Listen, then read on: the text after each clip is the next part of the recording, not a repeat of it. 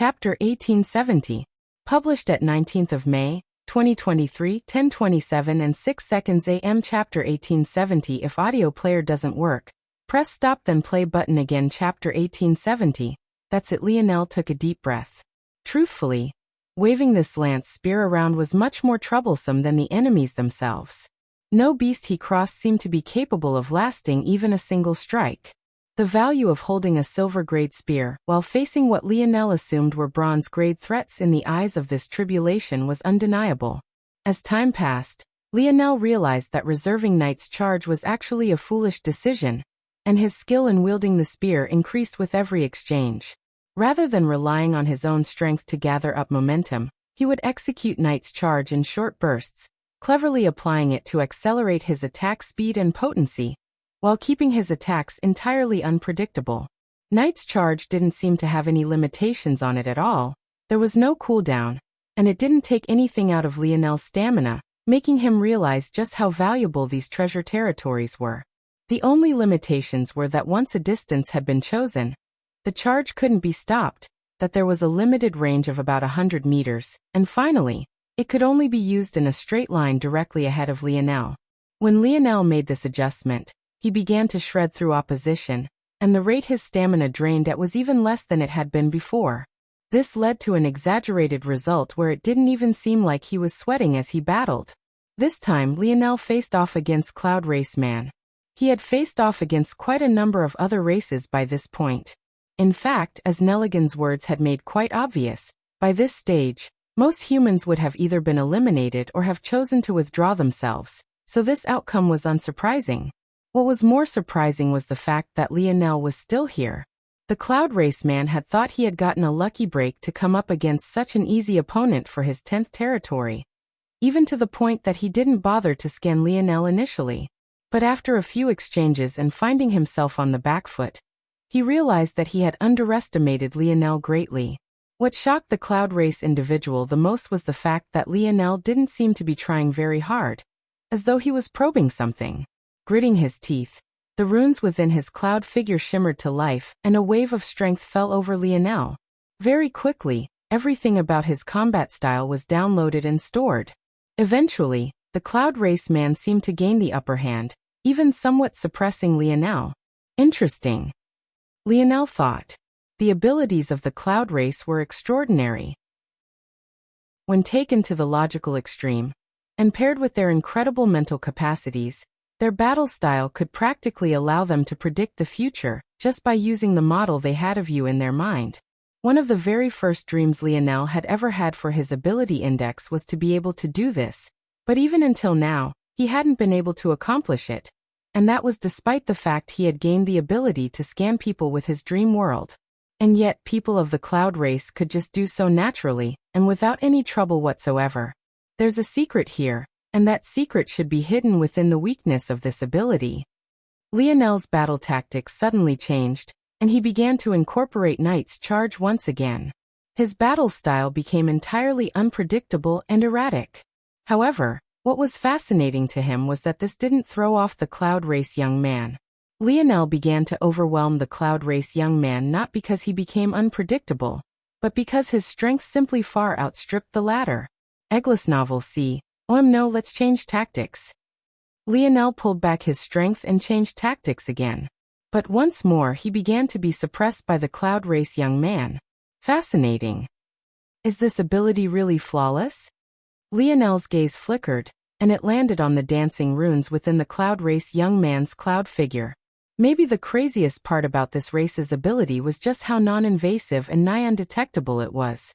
If not for Lionel's own sensitivity and deductive abilities, he would have even been able to tell that Captain Vimward had scanned him in the first place. But then again, Lionel's own dream world was almost undetectable as well. Lionel had a feeling that by analyzing the Cloud Race, even if he couldn't gain their ability, his comprehension of dream force would definitely touch an all-new level. By this point, the Cloud Race young man was infuriated. He could tell that Lionel was just toying with him, but there was absolutely nothing he could do about it. Damn it. Fight me. Lionel blinked and slipped to the side of a wild spear attack. Oh, so that's your weakness, Lionel suddenly said. The words were simple, but they somehow felt like the whisper of the Reaper to the Cloud Race youth. He shuddered in fear, but the tip of Lionel's spear had already collided with his chest, shattering every bone in it.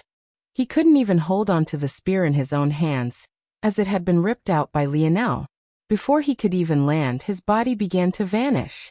Clearly, his spear had already been claimed by Lionel. Lionel turned and walked away, slaughtering the last of the beasts in this region. He didn't even bother to absorb their beast crystals because by this point, these lowest-level beasts had no effect on him. It's still a bit surface level though. Relying on an enemy to lose focus isn't the way to go, but it is a look into how they operate. There should be other methods of restricting and countering them. There should be. Lionel's gaze glowed. He had it, that was it. 12 more territories until I reached the silver grade, since this guy gave me 10 including this region. Lionel finished clearing the region swiftly, but when he stepped into his next target, his gaze sharpened. He sensed another member of the Cloud Race, but this one made the other look like a toddler in a playpen. Their gazes met and silence echoed. Chapter 1871. Published at 19th of May, 2023, 10:27 and 6 seconds AM. Chapter 1871. If audio player doesn't work, press stop then play button again. Chapter 1871. Alarina was quite surprised to see a human enter her territory. Well, this couldn't truly be considered her territory, as she too had just stepped into it. By coincidence, the two of them had entered it near the same time from adjacent directions. They had hardly taken a step when they noticed one another, and immediately changed their focus. What surprised her even more, though, was that despite seeing her, this human wasn't afraid. This was definitely new to her. Let alone humans. Even members of other races who saw her would be very afraid. This wasn't because she looked like a monster or anything. It was quite the opposite, in fact. The reason was because, much like the other races, her talent had very strong physical signs. Alarina was all-face just like the other members of her race. She looked like a sculptor that had had the back half of her head removed, but rather than making her look weird, with the flowing cloud that made up her brain and seemingly also her hair, not to mention the golden runes floating within it, it made her look like an ethereal deity untouched by mortality. The features of her face were especially gentle, the only sharpness coming from her small nose. The curves of her cheeks and jaw were all perfect and feminine in an almost exaggerated way, making her look like the representation of what a perfect woman might be. Her eyes reflected the cloud figure that flowed behind her, dancing with golden runes as well.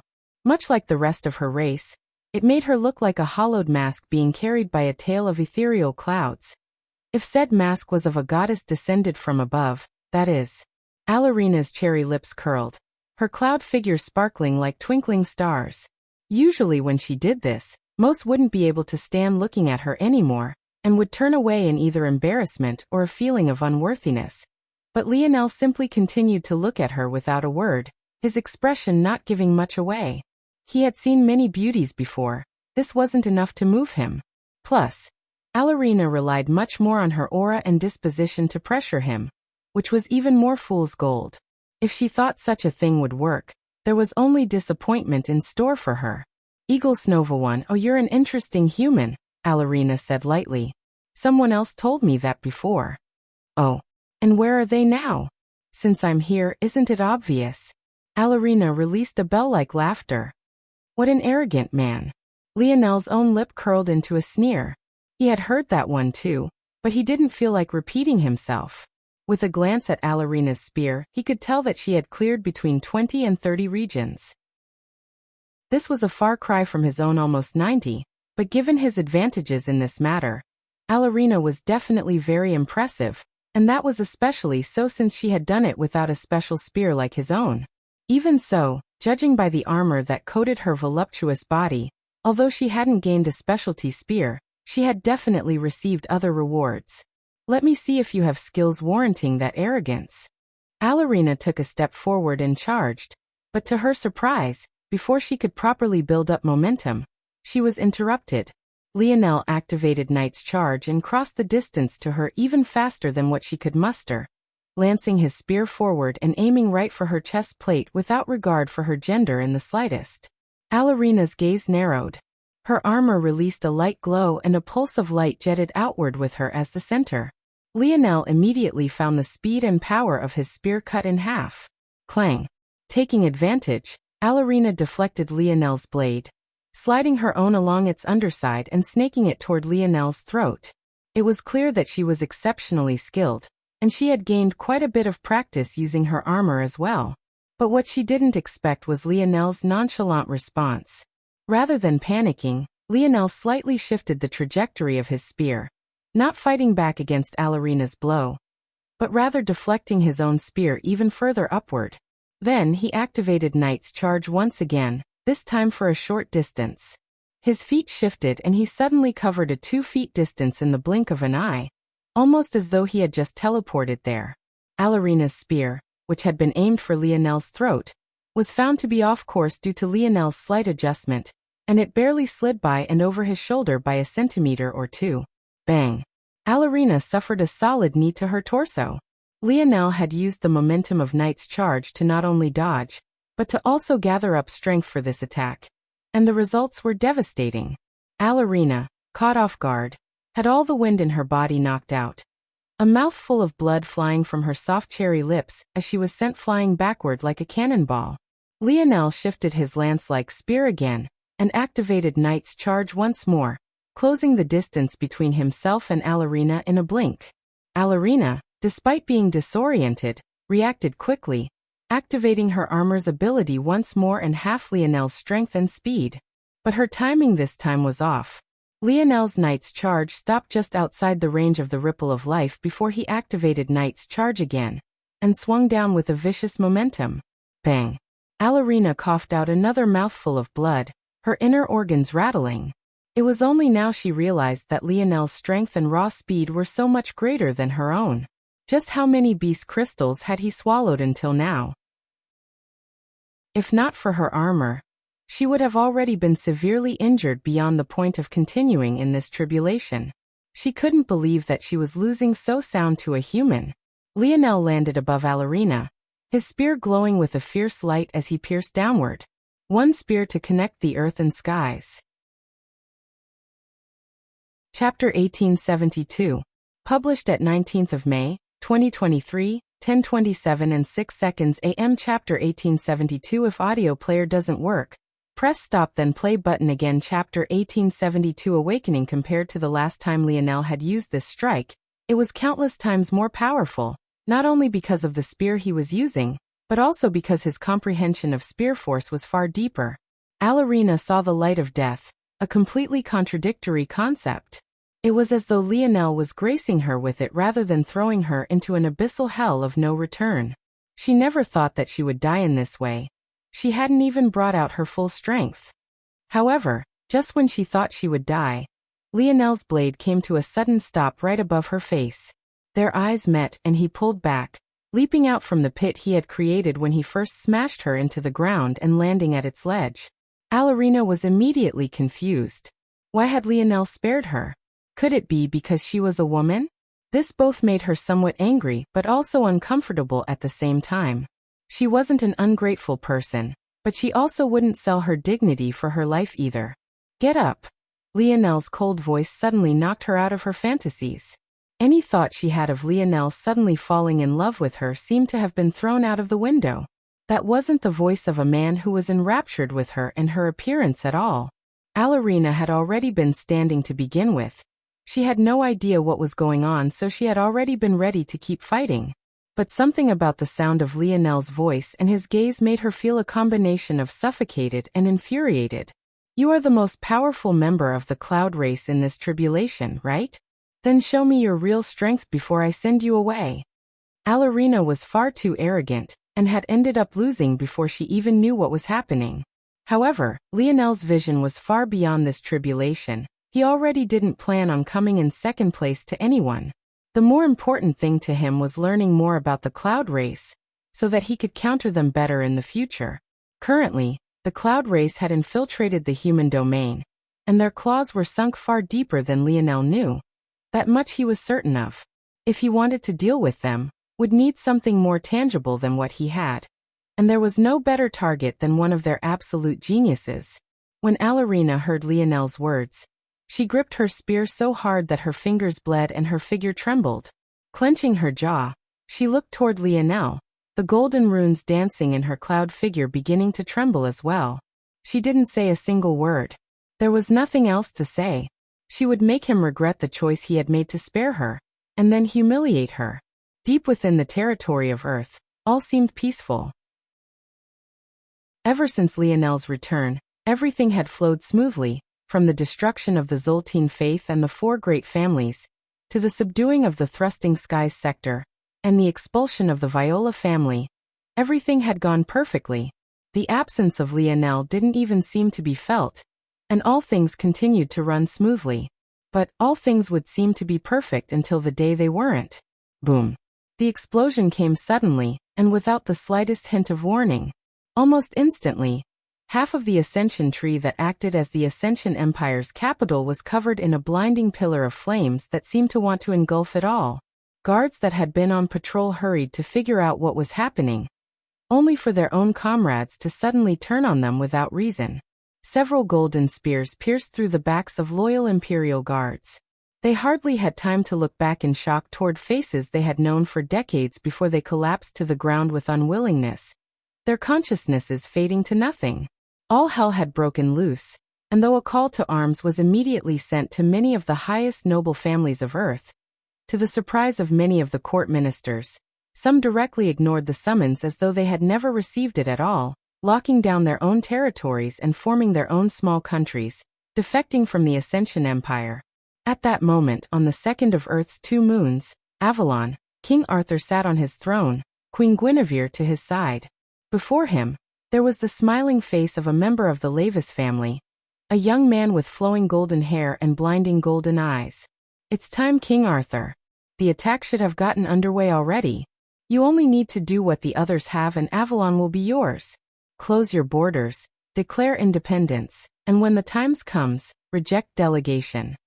The Ascension Empire has humiliated the Pendragon family for far too long.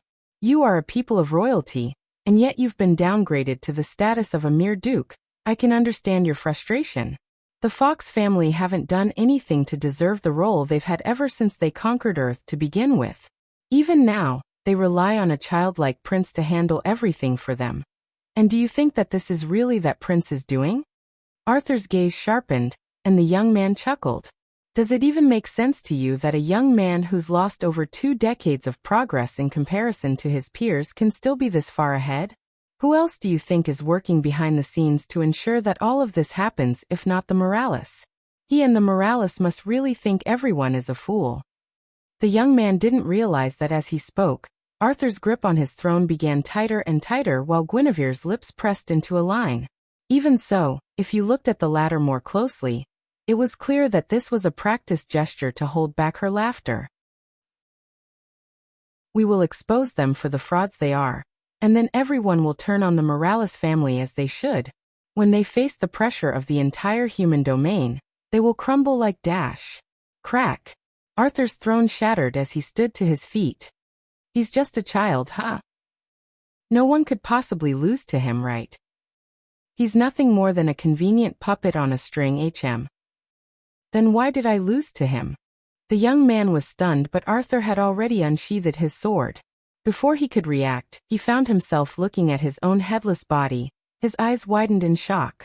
Egglesnell Arthur sheathed his blade, and began to pace about with a harumph. Finally, Guinevere couldn't hold back her laughter anymore, and released a bell-like giggle. Arthur's head snapped over. What's so funny? Guinevere laughed even harder. Husband, if you wanted an excuse to follow Lionel, you could find a better one than this, don't you think? Arthur's lip twitched. What do you mean by that? Guinevere just laughed and didn't respond, causing Arthur to click his tongue. Whatever, let those idiots do what they want. I have no intention of getting on that little monster's bad side. They think the Morales are the ones pulling the strings, so now that they're occupied by that summit they're holding, everyone else can run wild and free. Well, they're in for a rude awakening. Chapter 1873. Published at 25th of May, 2023, 1:07 and 50 seconds p.m. Chapter 1873. If audio player doesn't work, Press stop then play button again. Chapter 1873 Single tear prev chapter. Lionel exhaled a breath. His body was covered in cuts and bruises, blood coating some of his white furred armor. On the ground before him, Alarina laid at the end of her rope. It was clear that even after Lionel had given her a chance, the ultimate victory still remained in his hands. At this point, Alarina didn't feel like she had any more excuses to give. Even so, Lionel didn't seem to be proud of his achievement. In fact, he was a hint unhappy. Even with his advantage in strength and speed, the battle had been a tough one. After Alarina copied his movements, she seemed to know everything he would do ahead of time. One would think that rather than copying, the ability of the cloud race was to see the future. Compared to the first cloud race individual Lionel had fought, Alarina was definitely on an entirely different level. And Lionel felt that if their strengths were equal, the one on the ground now would probably be him. But that was precisely why he had taken this chance to begin with. He wouldn't risk a loss here, especially after he had already confirmed victory. That would be nothing more than hubris. Lionel reached down and took Alarina's spear. He had gotten enough from her. "Who are you?" Alarina asked weakly. "Lionel Morales," Lionel replied blandly. Alarina fell into silence. She didn't recognize the name at all.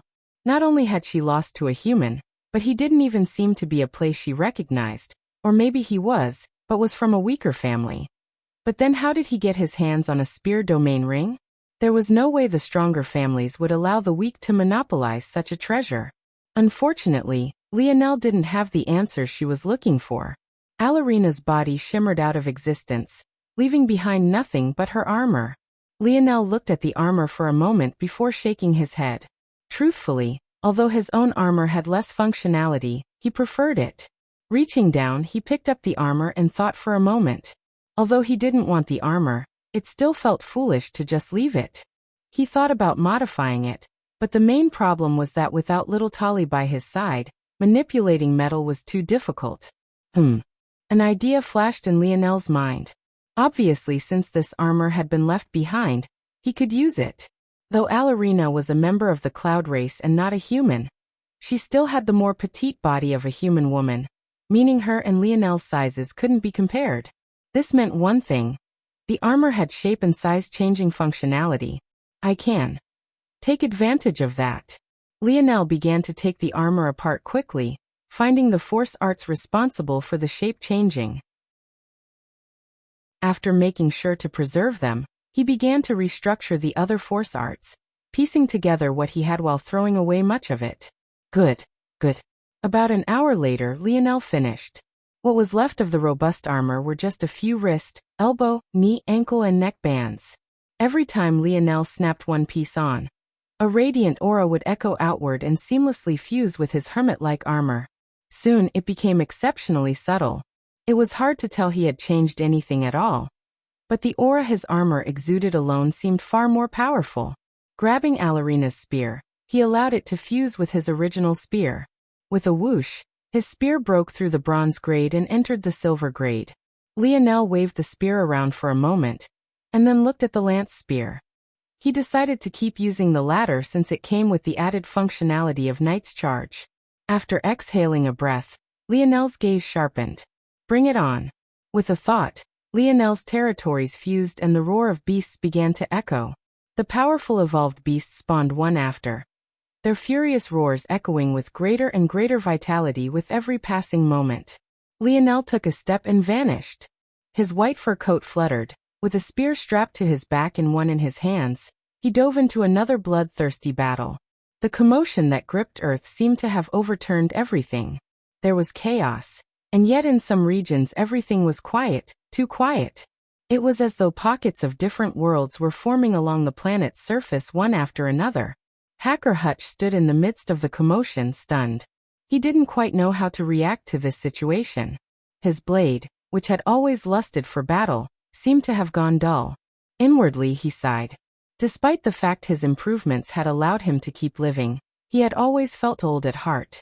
This era had come far too late, and his prime had long since passed. He didn't have the raging will he once had as a youth, and that was simply something he had no choice but to accept. Seeing everything he had worked all his life for come crumbling down, he simply didn't have the heart for it. During the war with Terrain he had sensed something amiss, as though a shadow was slowly circling his Slayer Legion, and waiting for an opportunity to pounce. But it had already been 2 decades since then, so he had hoped that he was wrong. He had poured everything he had into this Slayer Legion. He had bled real blood. Back then, it was he who stood at the front lines and fought against so many city lords all on his own just to protect the budding youth of the Slayer Legion. And yet now what? Was he supposed to raise the same blade that had protected them to cut them down now? Hutch's heart trembled as his head slowly turned. In the distance, through the burning fires that threatened to raze the palace to the ground, a young man wearing a white tracksuit walked forward seemingly quite slowly, and yet whenever his afterimages snapped back together, he would have already moved countless kilometers. Hutch's lip quivered and he closed his eyes, a single tear falling down his cheek. Chapter 1874. Published at 25th of May, 2023, 1:07 and 50 seconds p.m. Chapter 1874. If audio player doesn't work, press stop then play button again. Chapter 1874. Yprev. Chapter Hutch only closed his eyes for only a moment, but it felt like an eternity. Everything about his life seemed to flash by, and yet it hardly seemed to have anything to do with him at all.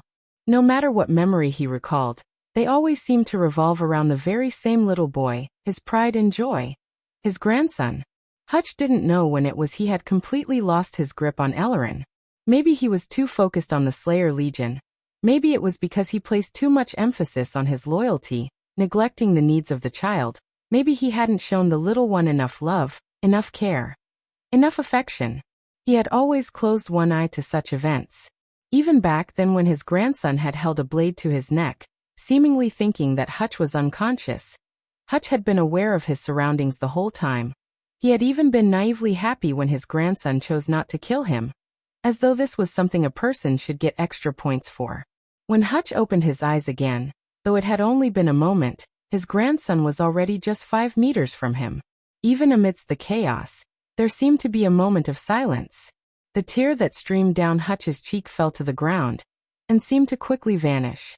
Hutch couldn't remember the last time he had cried. It hadn't happened even when his daughter and son-in-law passed away. Not when his wife had passed away. Not when brothers and sisters left this world before him. However, seeing his grandson stand before him like this broke something within him. As he looked toward Ellerin, he thought about the conversation he had with Lionel back when he brought Emna to train with him. Although Lionel hadn't come out and said it directly, everything about his words seemed to drop hints for the inevitability of the current decision. Lionel was simply too good at coddling the feelings of others. He didn't even waste his time trying to convince a grandfather that a grandson would stab him in the back. Even so, how much experience did Hutch have? Didn't he already know that this was inevitable? Hutch's grip on his machete loosened. He couldn't seem to gather up the strength to hold onto it tightly. Why? This was all Hutch could say. In truth, he didn't even expect an answer. He knew his grandson too well. He wasn't a man who liked to speak much and was often in his own world. When he was much younger, Hutch used to think that it was because his grandson was a bit antisocial and lazy, but as time passed, he realized that whenever his grandson lounged around, he would come back even stronger than before. And it wasn't that he was antisocial. It was more accurate to say that he couldn't be bothered to deal with the people around him. However, to his surprise, Ellerin actually answered.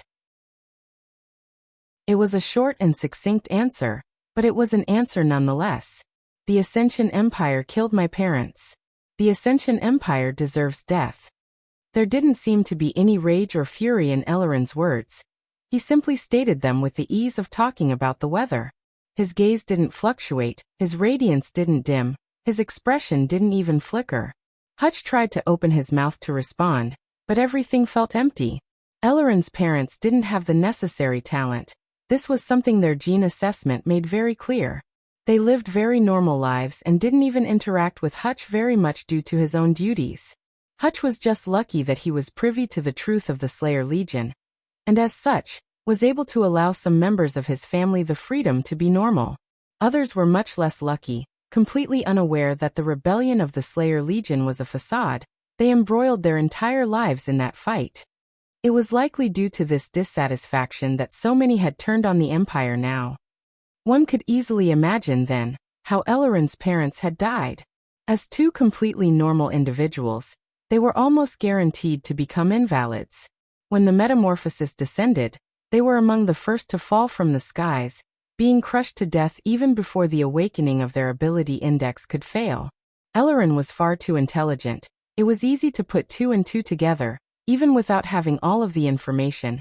It was obvious that the Ascension Empire had chosen to sacrifice his parents, to kill them along with the other invalids, just to ensure that their evolution path was smoother. Even if there was just a 1% chance that his parents succeeded in awakening, it was still not a 0% chance. But in order to play to the odds, the Ascension Empire hadn't hesitated to sacrifice tens of billions of people. 1% or even 0. 1% was a small number. But of such a large number, how many tens of millions were unjustly slaughtered? And what if his parents were among that number? And so you'll stand in opposition to the only family you have left because of this? Hutch asked with a hoarse voice. I think you should be asking yourself that question, Elleren replied, reaching toward his back. At that moment, a rusted machete arched through the air, seemingly zipping through time to land in Elleren's palm. By the time Elleren lowered his arm, it felt as though the machete had always been there, as though he had stitched together different causalities until he found the one that granted him this weapon. Hutch looked toward the machete.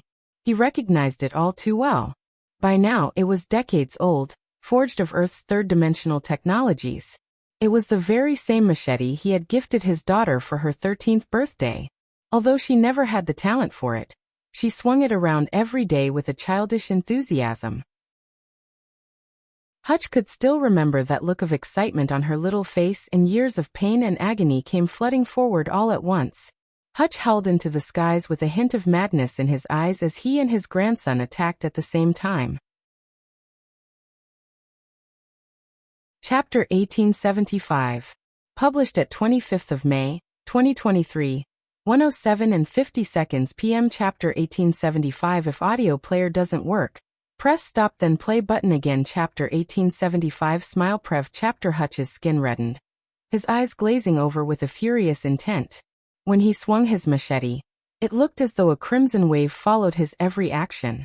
Those near him on the battlefield fell to their knees, unable to withstand the world-shaking pressure.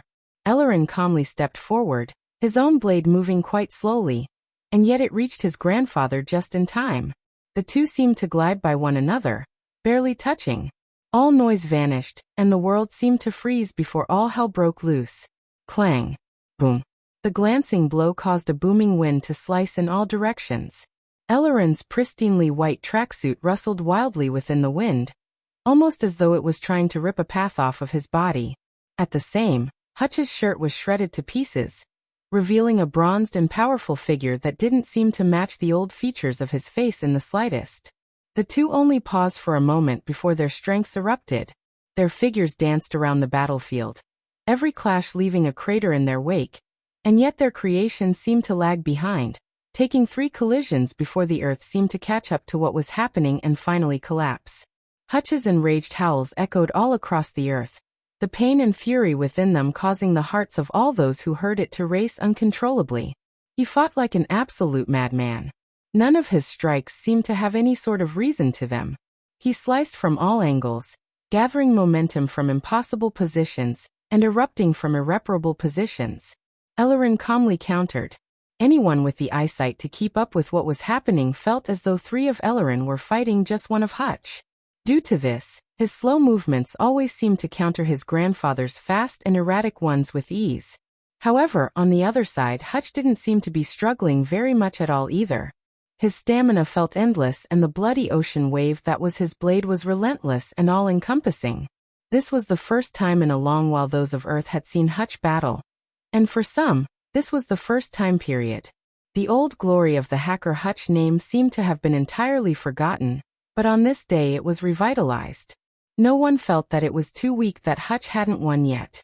Rather, they were only more shocked by Elleren's strength. A pair of grandson and grandfather, one furious, another calm, one bound by duty, the other bound by piety.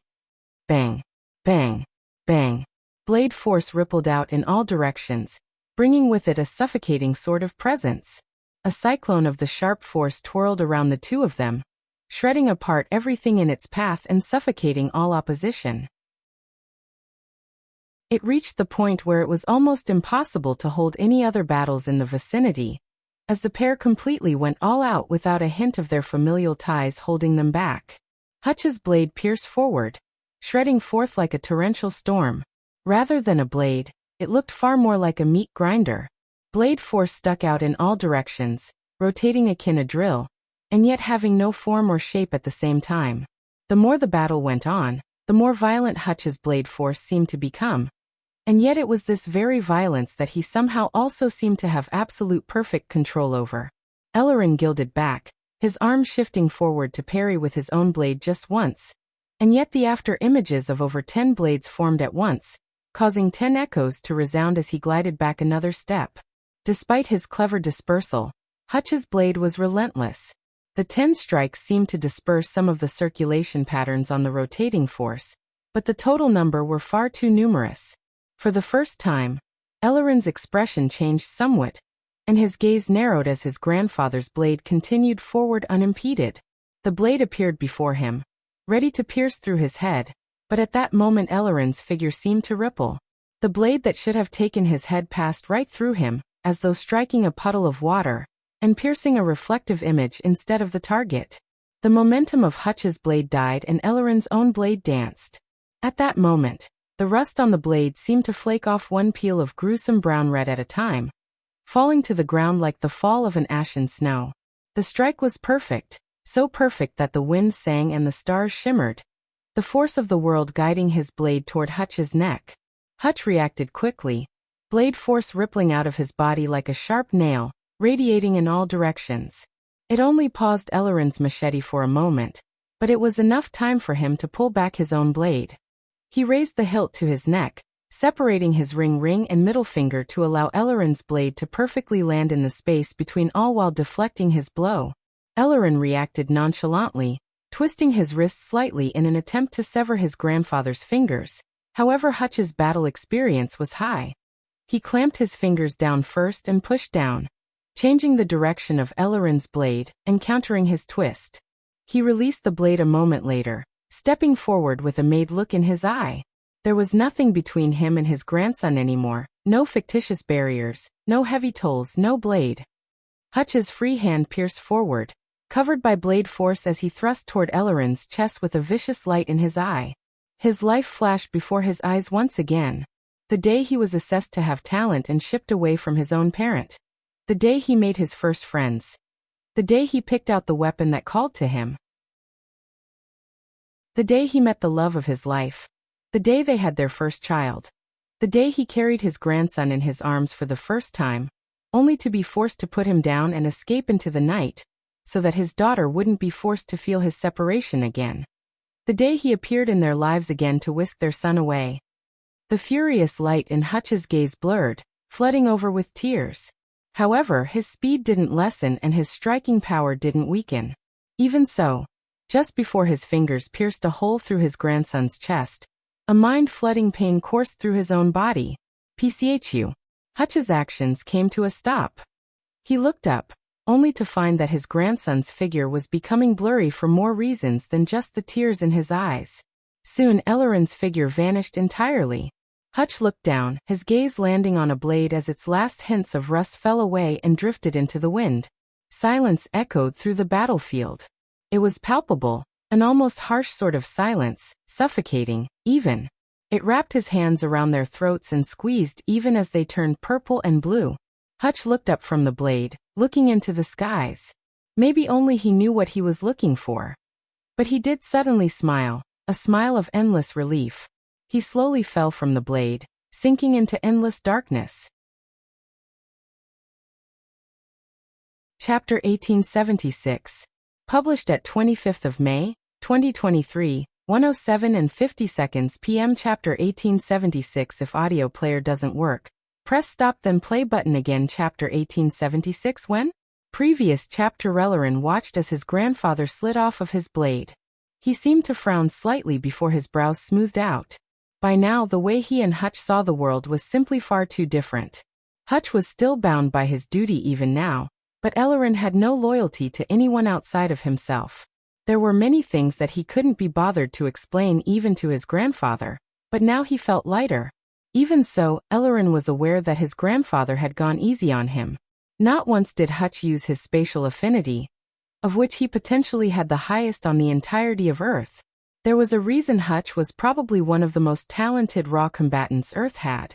However, in the end he didn't have the ability to go all out against his own grandson. In fact, he chose death. Rather than being forced to choose between what he felt was right and his own flesh and blood, this felt like the much easier path. Ellerin was aware of this as well, but he wasn't moved. Of course, this wasn't to say that he didn't care about his grandfather. Rather, he felt that he could defeat his grandfather whether he went all out or not. In fact, as things stood right now, he believed that he was the strongest warrior in Earth's territory. Ellerin sheathed his blade, kneeling to give grandfather's side. Carefully he turned his grandfather over. He didn't seem to care about what was happening in the surroundings at all, as he looked at the peaceful smile on Hutch's face. Ellerin remained silent for a long while. The blood that pooled from the wound coated his palms, sinking into the sleeves of his white tracksuit, but he didn't seem to notice. After what must have been at least 5 minutes, he reached forward and closed his grandfather's eyes and then picked him up. No one on the battlefield seemed to have the courage to stop him. They could only watch as Ellerin made his way to the front of the Ascension Palace. A surge of blade force pulsed once, then twice, cutting out a perfect piece of land with edges as smooth as a mirror's surface. If one looked into it and had a keen eye, it would be possible to tell that it was exactly 6 feet deep, not a single centimeter deeper or shallower. Ellerin allowed his grandfather's body to fall, but it didn't seem to follow the laws of gravity. Hutch's body fluttered like a falling snowflake, gently descending to the bottom. Ellerin paused for only a moment before the hole was perfectly covered up. Unsheathing his blade, he carved out a large slab of the pearly white and gold 3/4 of his height, before piercing it into the ground. With a flicker of his wrist, several beams of blade force surged forward, carving into the slab. "Here lies a loyal warrior." The words were simple and unadorned, almost casual, but encompassed Hutch's life perfectly without the slightest hint of exaggeration. The location of the grave spoke all the words that needed to be spoken. Right beneath the first step of the Ascension Palace, at the very center of this war, the very center of Earth itself. It was both a sign of respect and disrespect, both a sign of closure and a furious opening. The doors to the palace opened wide as Ellerin walked around his grandfather's grave, and began to walk up the steps. With the first missing, he was forced to stretch his foot out far further before he could begin to walk up slowly and steadily. He didn't even look up to meet the gaze of Noah Fox, still looking at the ground with a calm gaze as the blade force on his machete hummed. Noah stood at the tallest height of the stairs with a serious expression, his veins pulsing. His expression was just as even as Ellerin's, but comparatively speaking, his blood was boiling. He had reacted as quickly as possible, and yet it felt as though the entirety of Earth was thrown into an upheaval. Ellerin finally looked up and Noah felt his heart skip a beat. At that moment, the calm Ellerin had a gaze that was surprisingly fiendish. His expression hadn't moved, but his eyes seemed to hold a concentrated, abyssal hell, pulsing with a furious red. Noah almost felt the need to step out of his way. Instinctually, Noah swung down his blue saber, allowing it to grow to over 10 meters long under the power of his ability index. It was as though he had seen a monster that needed to be destroyed as quickly as possible. "All those with the Fox name deserve death," Ellerin said lightly. Noah could hardly react. His blade passed through Ellerin as though he wasn't there at all. Clang! A machete blade rebounded against Noah's neck, leaving a white streak around what should have been a severed head. Noah's heart lurched. If it wasn't because he had sensed a threat and used his ability index to change the density and weight of his skin, that singular strike would have killed him. In fact, if it wasn't because Ellerin had underestimated him and had been too lazy to use his blade force, that one strike would have taken his life. Noah's gaze narrowed as he changed the density of his body again, and allowed himself to flutter away like a leaf in the wind. Inwardly, he was more than a little shaken. When had Earth gained such a powerful seventh-dimensional existence? This should be Hutch's grandson, he knew this much.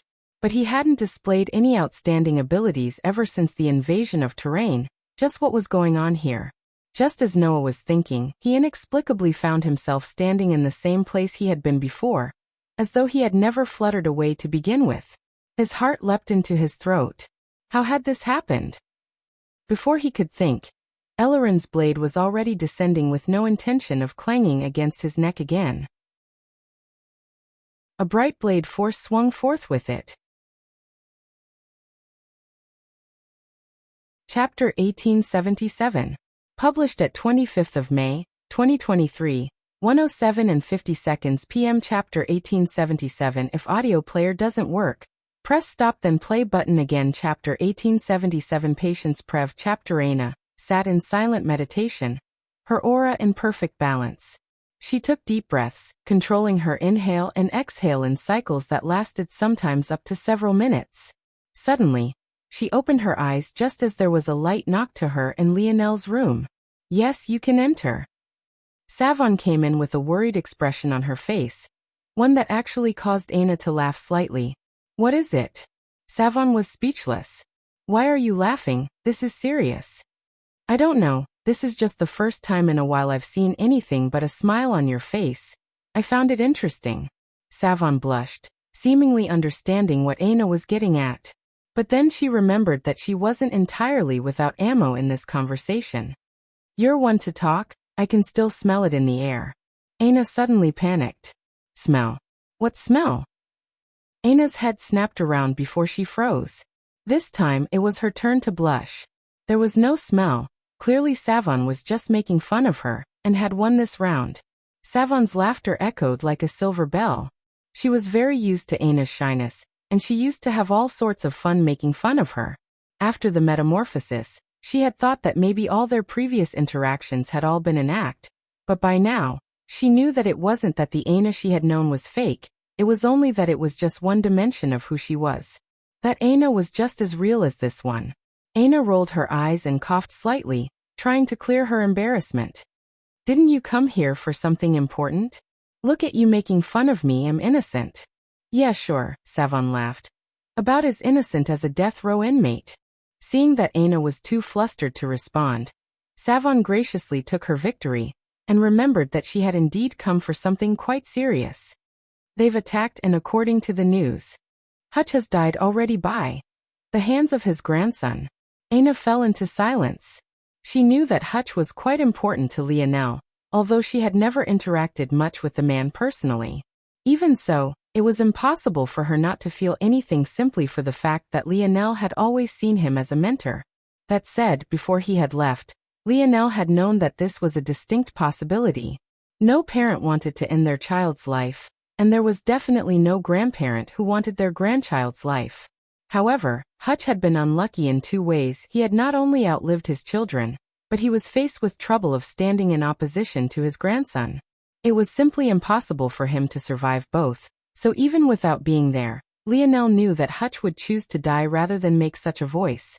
It didn't matter to him that Lionel had warned him. It didn't matter to him that there was a path to survive. Hutch had always felt that this era had passed him by.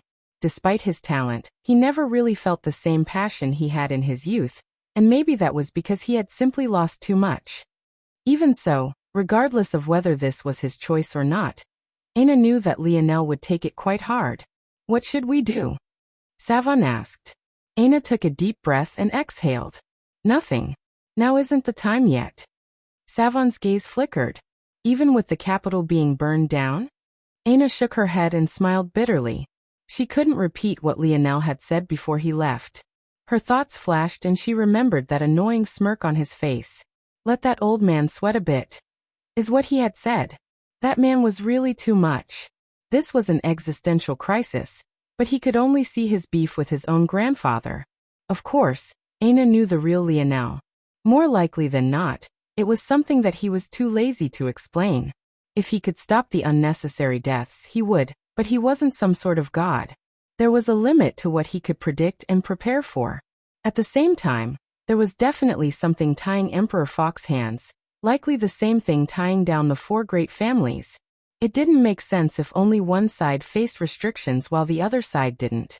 If Emperor Fox could wave a hand and deal with everything, he would have. As such, there was a certain delicate approach that was necessary. All right, in that case, we'll be on standby, Savon nodded. She turned to leave but hesitated for a moment. If you need anything, I'm here to talk. Savon didn't say anything else as she left. She knew quite well that of them all, the one having the most trouble waiting patiently for the right time was Aina herself. There was nothing she wanted more than to unleash unholy hell on the Brazingers and their allies, but right now, she had to exercise patience. In that case, this was the only option. Aina smiled lightly as Savon left. Though she didn't say anything more either, the appreciation was clear in her eyes. Soon she would make that family pay in blood for what they had done to her family. Her mother. Lionel clashed against an enemy spear and slipped to the side. He activated Knight's charge and slid past the enemy's left. With a twirl of his spear, the heavy butt of the lance spear smashed into the Rapak's shoulder blade, throwing it off balance and causing its tail swing to miss and soar over Lionel's head. Swift, Lionel said softly.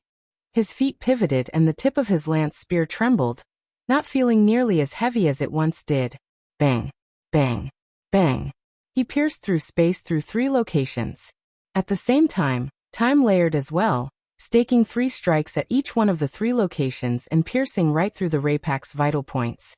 The enemy Rapak slowly fell to the ground, unable to battle even as Lionel snatched away his spear, exhaling a slow breath. Chapter 1878. Published at 25th of May, 2023, 1:07:50 p.m. Chapter 1878. If audio player doesn't work, press stop then play button again. Chapter 1878. Aerial Prev Chapter Battle. The number of territories that Lionel had already soared over 400, and the gap between him and others seemed to only be growing. These days, when he came across others, it would be lucky if they had 20 territories to their name, let alone hundreds like he did. But there was an unfortunate drawback to having so much more territory than anyone else, and that was that he was often forced into battles before he had time to rest or even choose his own targets. With the size of his territory, he was connected across far too many locations. Even if one wasn't targeting him on purpose, accidentally strolling into his region was far too easy. If it wasn't for the fact that a territory couldn't be targeted by more than one person at once, he would have definitely suffered greatly by now. Lionel was about to take a step out of his territory when the force field solidified. He shook his head and knew that someone else had stepped forward to challenge him. With a sign, he turned and burst toward a particular direction, wanting to deal with this person as quickly as possible. Enul, the nomad race young man with 2 arms and 6 hands, walked around with a hint of frown on his face.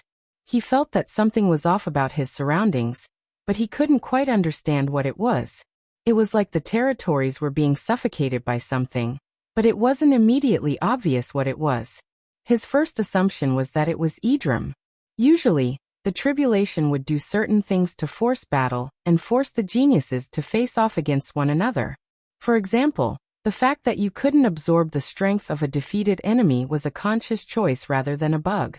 This was to force the geniuses to battle as much as possible, as often as possible, or else you'd lag far behind your peers by the time you came across one of them. And even if by some miracle, you managed to defeat them, that strength would vanish forever. This wasn't the only thing in this vein either. Sometimes treasure territories where there would be the reward of a spear or armor, or technique at the end would appear in between 2 territories to incentivize battle. Or, sometimes a powerful beast territory would appear, and by claiming it, one could spawn new beasts ahead of time without having to cross into a new grade. However, the occurrences of such things were suspiciously low during this round, almost as though the tribulation was content with the level of activity. But why was it that Enul felt that this was all nonsense? He had hardly run into any challenge at all, and he had only run into a single treasure territory, whereas by now he should have run into at least 3. Enul shook his head. At the same time, several other geniuses were feeling the same exact way. Among them, there was Pyrrhina of the dwarven race, or more specifically, since she was a woman, she was a pixie. Just like the members of the other races, she had her own advantages. Namely, thanks to her wings, She was able to get a landscape of the surroundings that everyone else couldn't, and she could find her targets far quicker than most. As such, much like Lionel, she cleared zone much faster than most others, and by now, she had already crossed the silver grade. As a genius of the dwarven race, she had felt the same problem Enel had. Compared to the descriptions of her family's record, this was much different than what she had expected, too different. Something felt off, but she couldn't quite put her finger on it. Suddenly, her gaze sharpened and her gaze landed on a figure shuttling through the forest below with great speed. Her wings fluttered once and she rose higher into the air, choosing caution first. Although she was an absolute genius of her race, her first instinct was still caution. The dwarven race was one of the weaker races right there with humans. They just used their ingenuity to make up for it. Long before she was a genius, she was a pixie. However, despite her caution, the young man below snapped his gaze upward, seeing her instantly. His gaze is that sharp? How is that possible? Is he a special demon race? Pryrina was caught off guard. She thought she was high enough and far enough away to not be spotted instantly. Down below, Lionel's gaze narrowed. He had defeated several dwarven race members by now, but none of them could fly that high. Flight wasn't a simple thing, especially in a world of force like this one. Even if you had wings, there were limitations. Even in a third-dimensional world, a bird could soar into the skies indefinitely. The fact that this woman could fly so high definitely meant that she was a genius. That should mean she has a lot of territories. Lionel's gaze flashed, and he suddenly tilted his lance spear upward. Knight's charge. Under Pryrina's astonished gaze, Lionel suddenly drew a line through the skies, charging straight through the air and appearing level with her in the blink of an eye. Lionel thrust his lance spear out, a vicious momentum being carried behind its devastating weight. Although she was caught off guard, Pryrina still reacted quickly, flapping her wings just once and angling her body to the side. At the same time, she pierced out with her own spear, aiming for the side of Lionel's in a parrying action. She had seen through Lionel's weakness in an instant. Jumping into the skies like this made him a sitting duck. She only had to dodge once, and then he would become nothing more than her plaything. However, to Pryrina's astonishment, Lionel only muttered under his breath once, and a barrier radiated out from him, rippling out and slowing her spear by half. But what was maybe even more shocking was that her movement in the air also slowed a measure. A parry required precise timing. With it thrown off like this, she missed, her spear hitting nothing but air. Lionel used the lingering momentum of Knight's charge to glide by Pryrina and enter the airspace just above her. With a pivot of his hips and a swing of his spear, just as his upward momentum came to an end, he viciously attacked her back, swinging with all his might. Bang! Pryrina froze for a moment, as though the time frame of the blade connecting with her was extended into infinity. Instantly she knew that one of her wings had been crippled. Boom! The sound barrier shattered as she sped toward the ground like a streaking bullet. Chapter 1879. Published at 25th of May, 2023, 1:07 and 51 seconds p.m. Chapter 1879. If audio player doesn't work, press stop then play button again. Chapter 1879. Freely Prev. Chapter Lionel began to rapidly descend from the air, his speed picking up with every passing moment. The harsh winds blew against his white fur coat, threatening to blow his hood bad entirely. And yet, he aimed his lance spear forward toward the still-growing crater in the ground, and did something even more insane. Knight's charge. Lionel drew a line diagonally and down through the skies, accelerating his downward momentum, and appearing above the crater in the blink of an eye. He moved so fast that the crater below hadn't even begun to settle by the time he swung again with a fierce momentum. Pryrina was still in a daze, having suffered a crippled wing just an instant later, all while having her ribs shattered, and all the air knocked out from her lungs. If not for a protective treasure she had protecting her, that single strike might have very well ended her life. Even in comparison to humans, the bones of the dwarven race were incredibly fragile and most hollow. This was why they could fly with such small and weak wings to begin with, and also why their bodies were so much shorter than that of other races. If they grew too large, they would collapse under their own weight. That kind of harsh blunt damage was the kind Pryrina feared most, And yet another barrage was already coming. Pryrina grit her teeth watching Lionel descend like a blazing meteor. Her green irises flickered once as though to memorize his face before her one good wing flapped as hard as it could. Her body was flung up and out toward her left, just barely streaking by as Lionel collided with the ground. Boom. Pryrina hoped that Lionel had bit off more than he could chew. Falling to the ground with that kind of speed without something to break his fall should have at least jarred him. Until now, Pryrina hadn't even realized that Lionel was a human because she didn't have the time to pay attention to such things.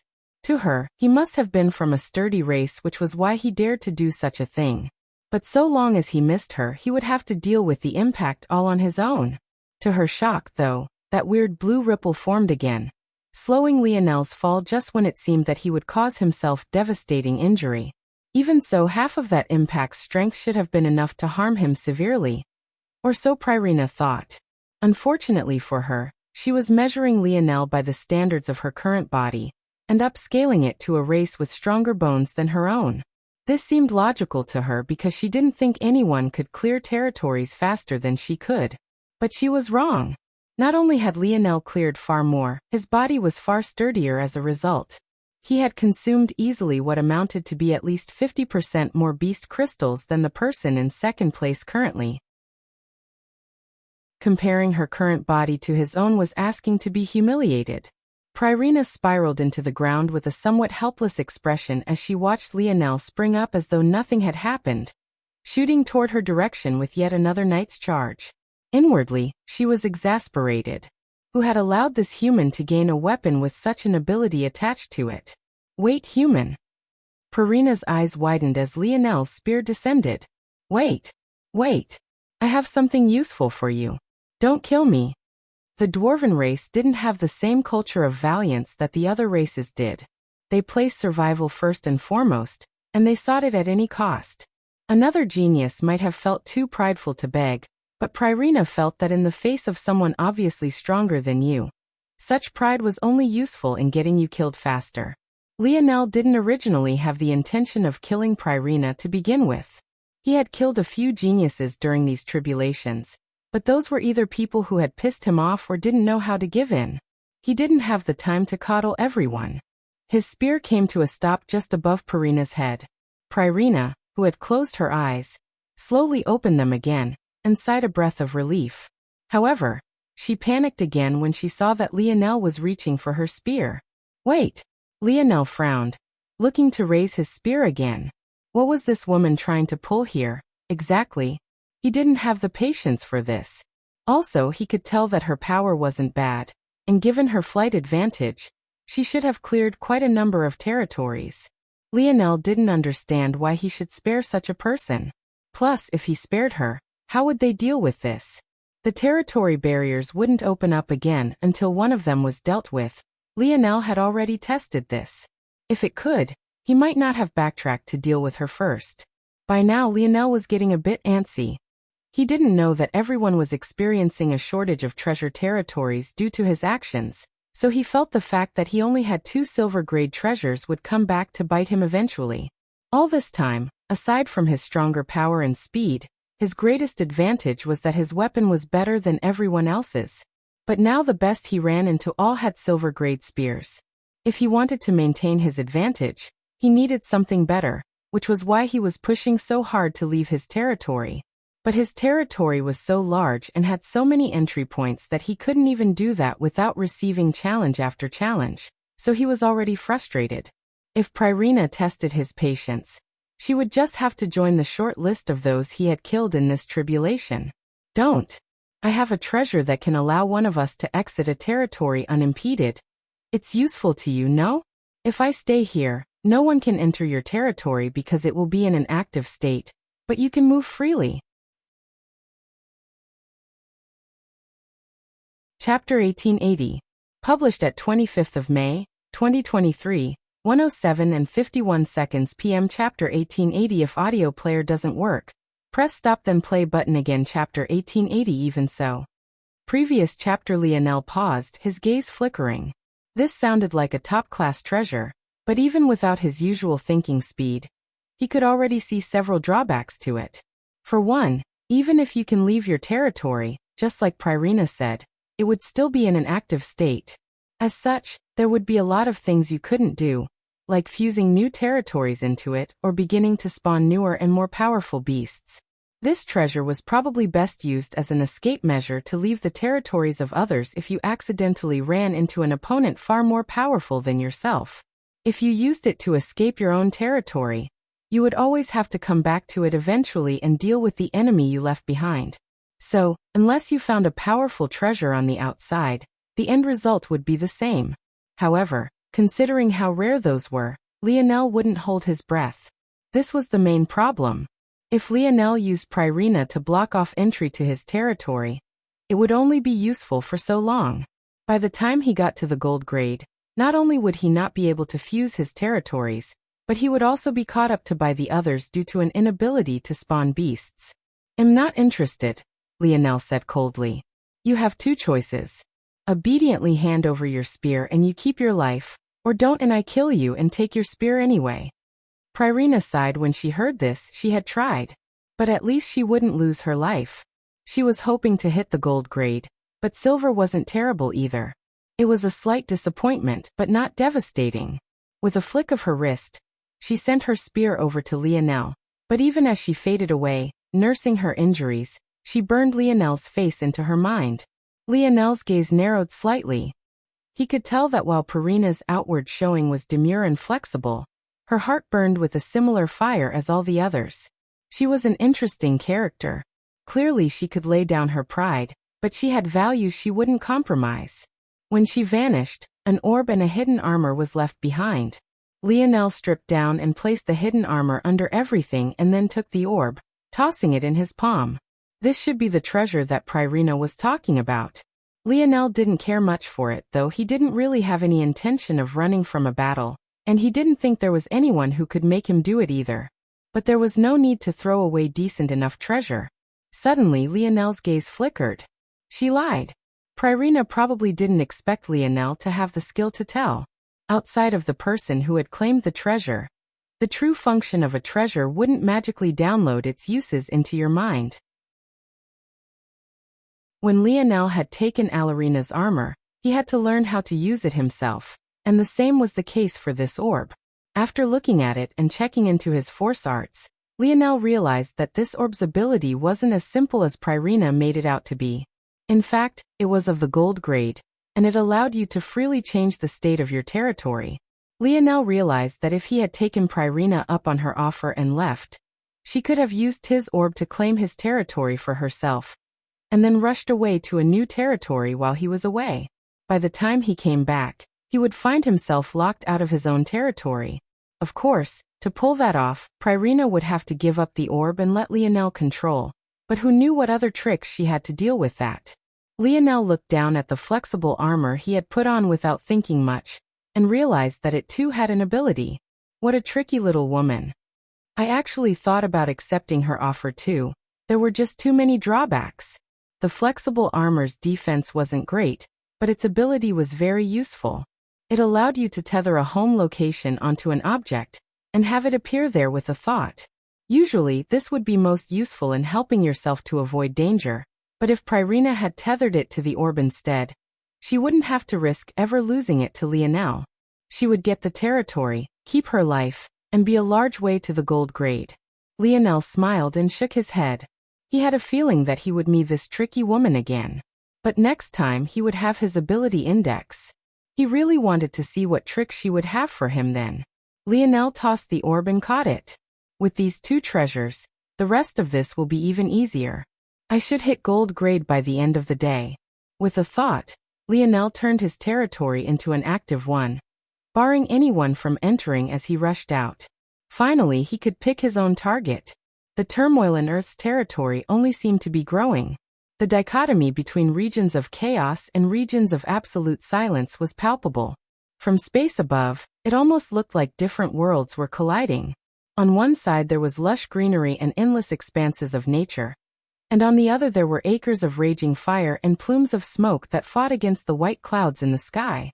But oddly enough, after the initial huge swing in the favor of the rebels and the four great family geniuses, nothing happened. Well, maybe this wasn't entirely accurate as a descriptor. It was more appropriate to say that things entered a stalemate. Prince Noah Fox was beaten back by Ellerin, almost losing his life several times. However, after realizing that he was no match for Hutch's grandson, Jessica Scarlet and the young heir of the Dove family appeared to support him, causing the battle to become a 3-versus-1 with no clear victor in sight. However, what was especially odd was that Ellerin didn't seem to be pushing for victory. It was then that the geniuses of the 4 great families descended onto the capital, and everything seemed to change. In the skies, King Arthur stood across from Adrin. He had just failed to stop the others from returning to Earth, and now he was forced to face off against a tough enemy. He shook his head inwardly, looking toward Earth. He felt that his decision was correct, but even so, he didn't feel that Earth had anything capable of withstanding those monsters, at least not without Lionel here. Chapter 1881. Published at 25th of May, 2023, 1:07 and 51 seconds p.m. Chapter 1881. If audio player doesn't work, press stop then play button again. Chapter 1881. He is? Previous chapter. You are King Arthur? Adrin asked with a dark expression.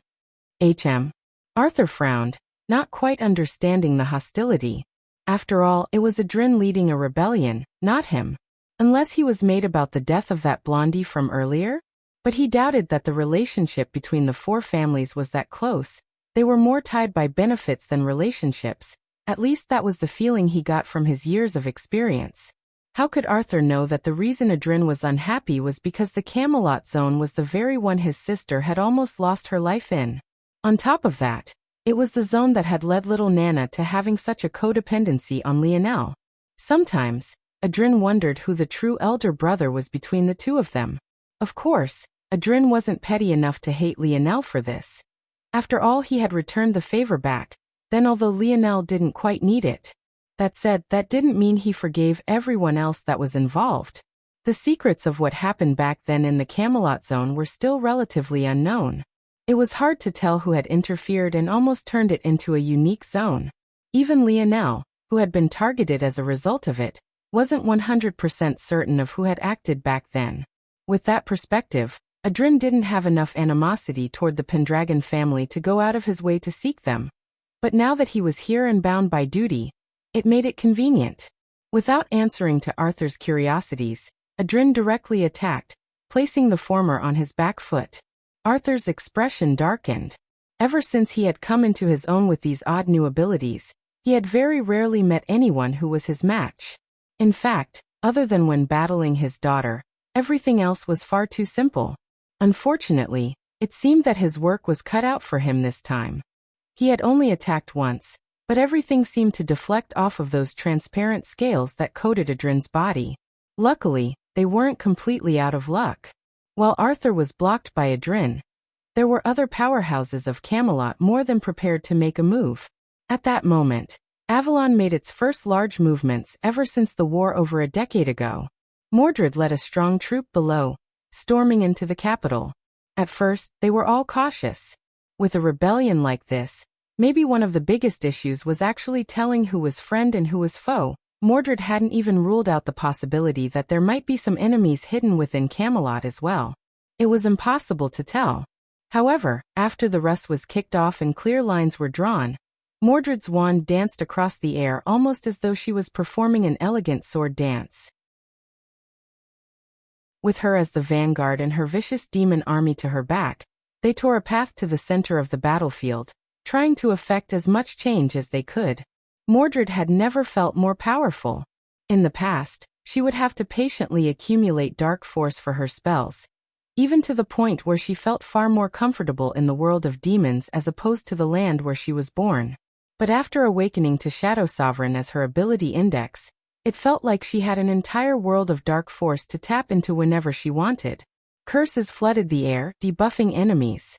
Lances, arrows and javelins filled the air, wafting a dense black fog as they manifested from spinning magic circles.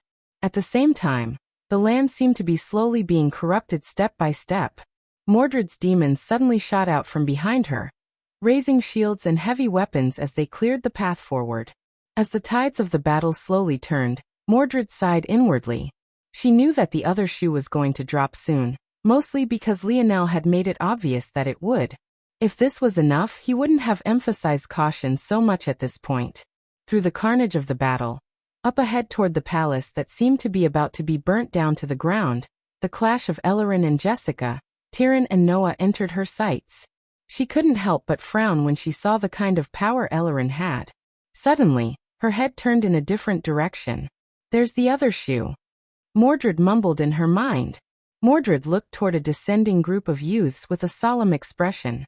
Namely, she was almost entirely focused on just one young lady. She looked almost adorable despite the fact she should have been well into her 30s by this point. She had bob-cut blue hair and bangs just barely short enough to stay out of her eyes. Her eyes were large and she blinked continuously as though she was still fascinated by the world around her. But she was powerful. Almost too powerful. The moment she touched the ground, in the surrounding near-kilometer distance, almost everyone froze. This wasn't because of a sudden sweeping cold, or even out of fear. It was a raw, unbridled power of restriction that the young woman didn't even seem to activate consciously. If she was in range of that, Mordred wasn't even sure if she could break free, let alone battle against it. The young woman didn't even have to raise a finger. The moment she descended, the few that had followed after her burst into action, cutting down all enemies in sight. In what felt like no more than a few seconds, a tenth of the army was rendered entirely useless. If Mordred had made small pushes to better their situation, the appearance of this individual had completely swung the tide.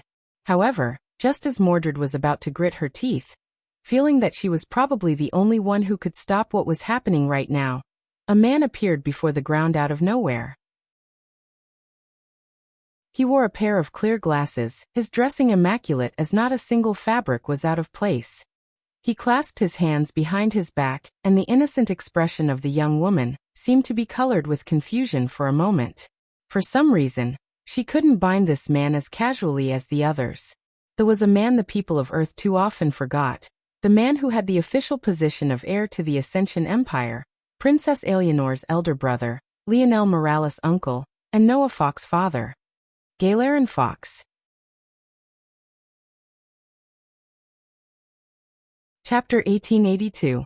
Published at 25th of May, 2023, 1:07 and 51 seconds p.m. Chapter 1882. If audio player doesn't work, press stop then play button again. Chapter 1882. Children Prev. Chapter The Rampage of the Brazingers. Adernas, Crutus and Lavis came to a halt before this man. Even so, much like Mordred, he only had eyes for little Nana who stood right before him. He didn't even spare a glance toward his son who was currently fighting for his life.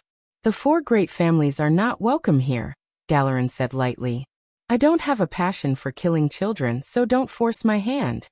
Raffer's gaze narrowed. He didn't dare to say anything. He knew his limits quite well.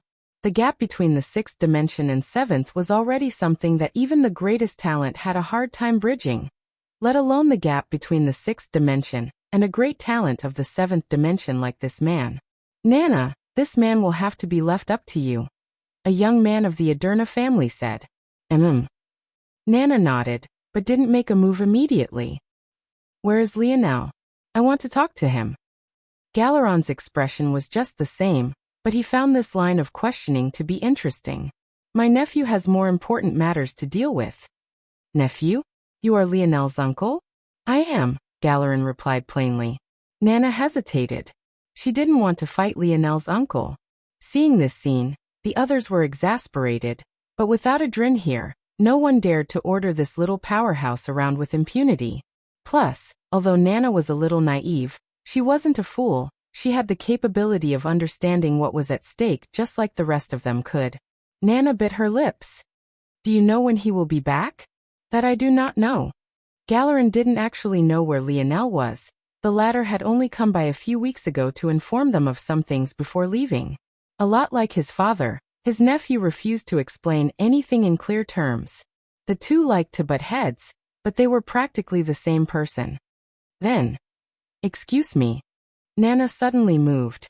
Although her body had been entirely relaxed a moment ago, Her explosive speed was enough to leave cold shivers running down the spine of the spectators.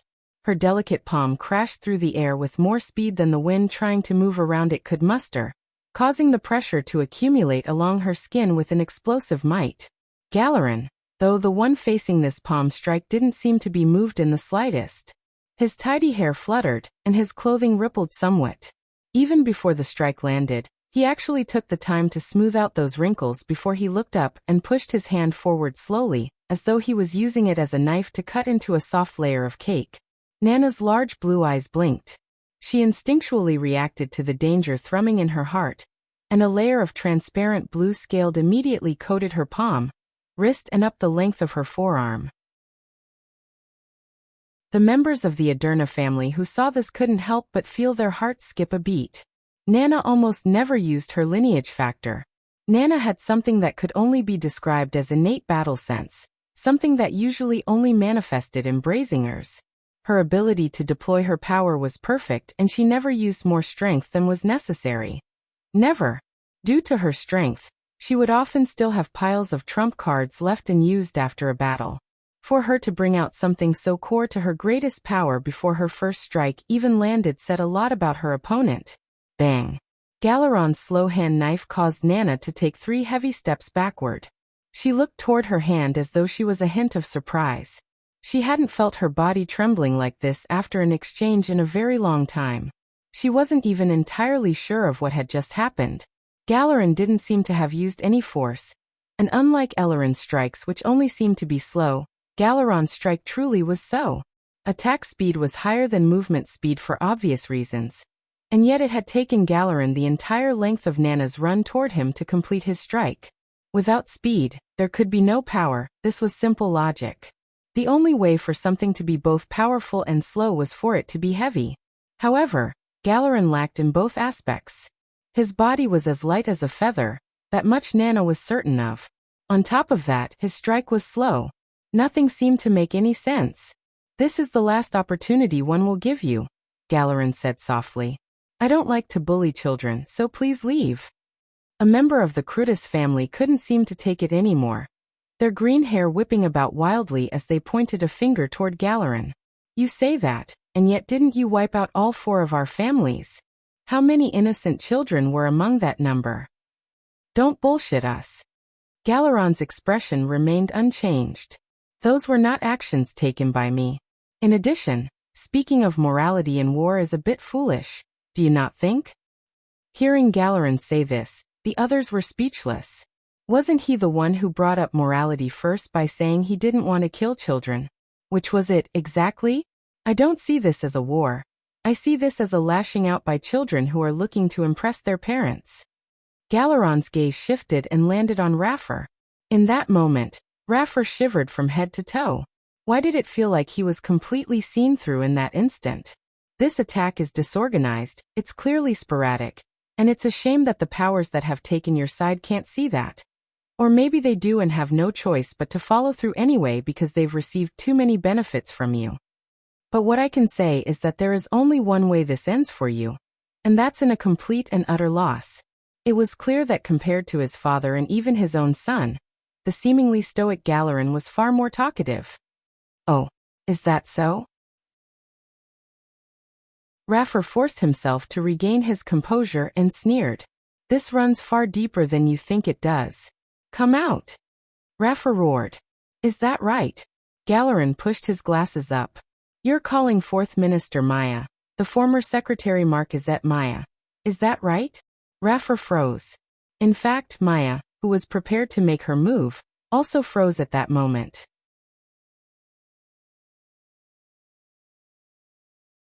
Chapter 1883. Published at 25th of May, 2023, 1:07 and 51 seconds p.m. Chapter 1883. If audio player doesn't work, press stop then play button again. Chapter 1883. Maya and Silaprev. Chapter Galeron was unmoved by Raffer's surprise. But this wasn't because he had known for a very long time. It was instead because he had learned of the oddity himself via Lionel not too long ago.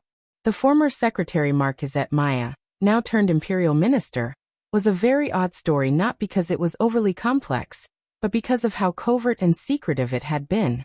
If not for a small mistake Maya had made almost 3 decades ago now, this matter may very well have been entirely devastating. The first time Lionel met Maya, she actually had an entirely different look, and he almost lost his life at the hands of her schemes.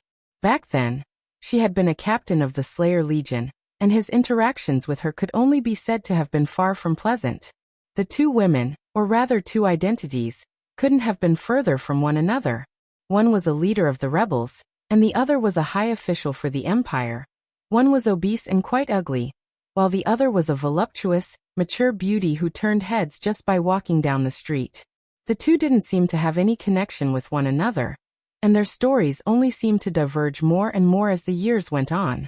The captain of the Slayer Legion, Identity Captain Cell, slowly worked her way up the ranks, becoming a prominent figure in the Slayer Legion, a fact that likely resulted in the many traitors that had appeared today. On the other side, the Secretary Marquisette Identity had worked her way into the Royal Blue Fort, becoming the new first wife of Governor Duke Luem and birthing his child. The last time Lionel had even thought of this woman, it was for the sake of laughing at the plight of Miles Luem. Back then, it was Miles and Simeon who had acted together to launch bombs after Lionel in his attempt to escape from the fort. That had led to Aina being severely injured, and the pair of lovebirds being separated for a time. Due to that event, Miles had been scapegoated by his father, who had been in the capital at the time, and the child Governor Duke Luem sired with Maya became the new heir to the Governor Duke family.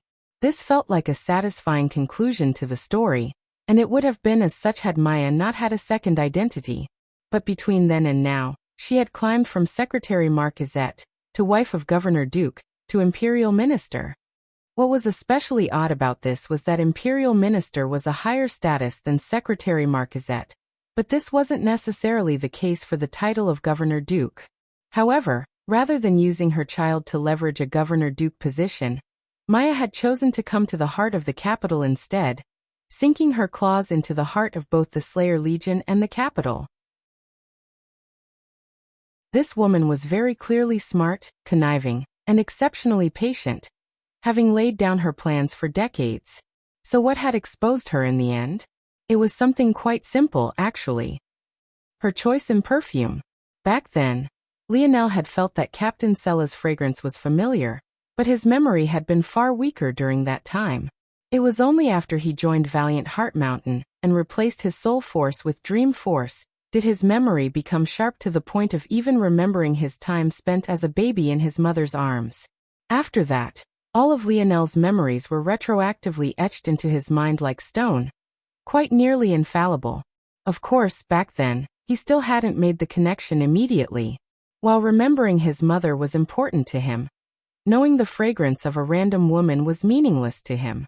However, while Lionel was preparing for this war, he would obviously pool together all of the knowledge he had. In addition, as a prince of the Empire, he had access to all of the information he could ever want to know about the various nobles and the Slayer Legion, on top of whatever the Etching Metal organization could gather up. The final nail in the coffin was Maya's ability index. It was labeled quite simply, allowing her to maintain her youth. When Lionel first met her, she was a woman well into her twilight years, and yet she looked like a 20-year-old bombshell just entering her prime. This seemed to check out, but then Lionel's dreamscape sparked. What other abilities could allow a person to appear much younger than they were? When one framed it that way, the answer almost seemed far too obvious. Obviously, if a person could shapeshift, wouldn't making a change as simple as age be as easy as breathing? In addition, choosing to outwardly display your ability index in that way would make people think you were far more limited than you truly were. It was almost too easy for Maya to get away with this. Back when the metamorphosis first descended, Earth's ability to detect ability indexes was incredibly crude. It could only classify Lionel's ability index as an S-grade sensory type ability. As for Aina, it classified hers as an S-grade healing type ability. Of course, it would be too vague to expose Maya. On top of that, if exposing an enemy's ability index was so easy, then so many in the dimensional verse wouldn't hold their ability index out as a trump card. The details of one's ability index was almost always a secret one would hold close to their chests.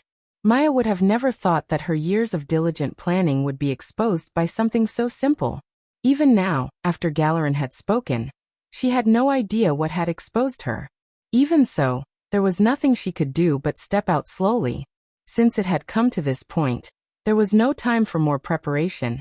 There was only the final step remaining. Maya stepped down from the sky expressionlessly, descending as though a deity.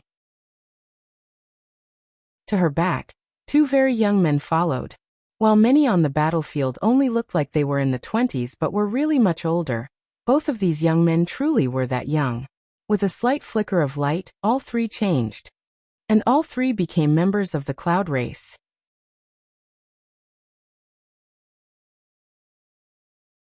Chapter 1884.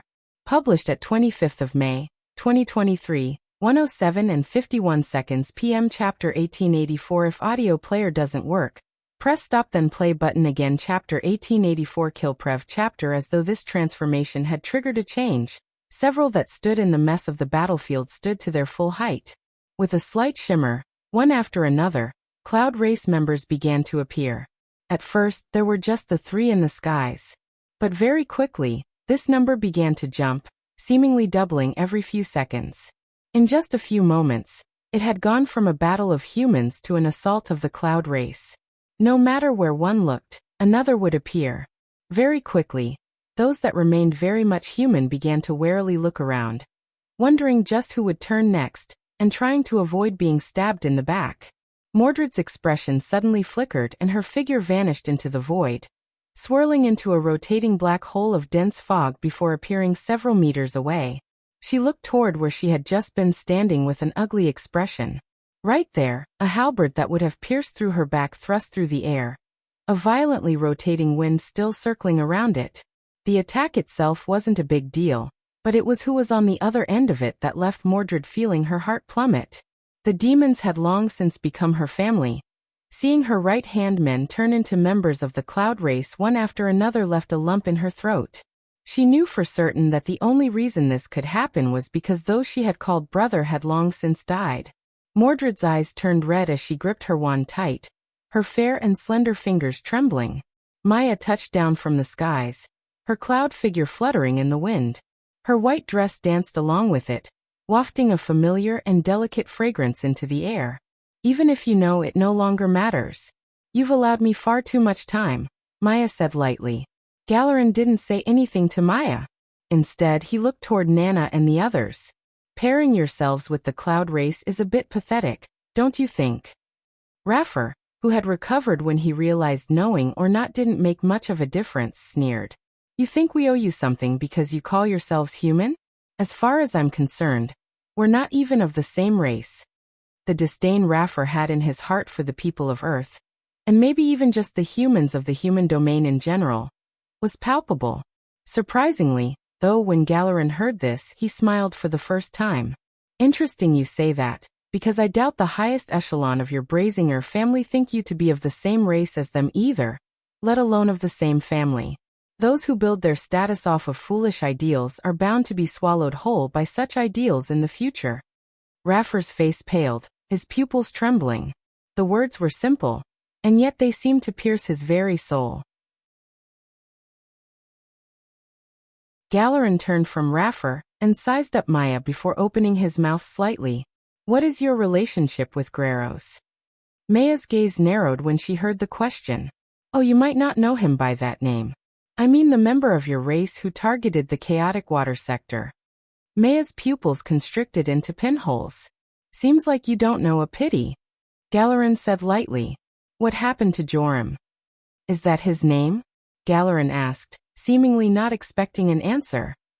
Well, I assume by now his days aren't too good after being caught by Shield Cross stars. Maya's gaze seemed to tremble again. Are these your sons? Galarin continued without a care for Maya's reaction. I assumed that you had real children just for the chance to replace them with full-fledged members of your race. Your plans run quite deep, and are even crueler than they are meticulous.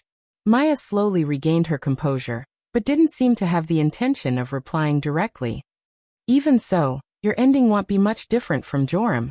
Galarin spoke calmly and evenly just as a loud boom echoed across the horizon. Boom. At that moment, an enormous flagship appeared in the skies.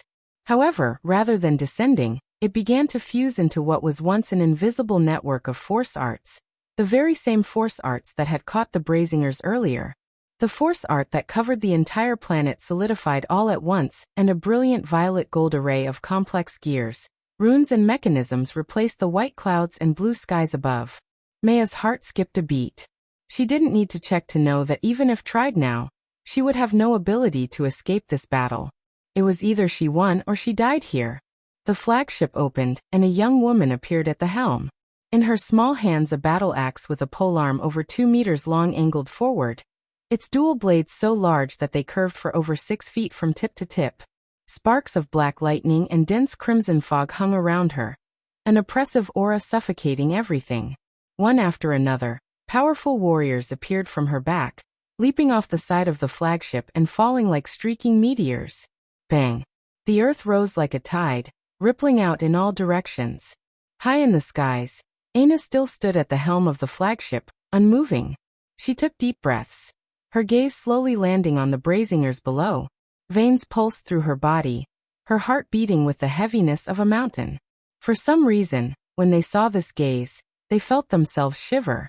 Those piercing golden eyes wanting for nothing more than murder. Kill, Aina said lightly, lifting her battle axe and slamming the butt of its polearm into the ground. At that moment, the force art rippled and barriers descended one by one.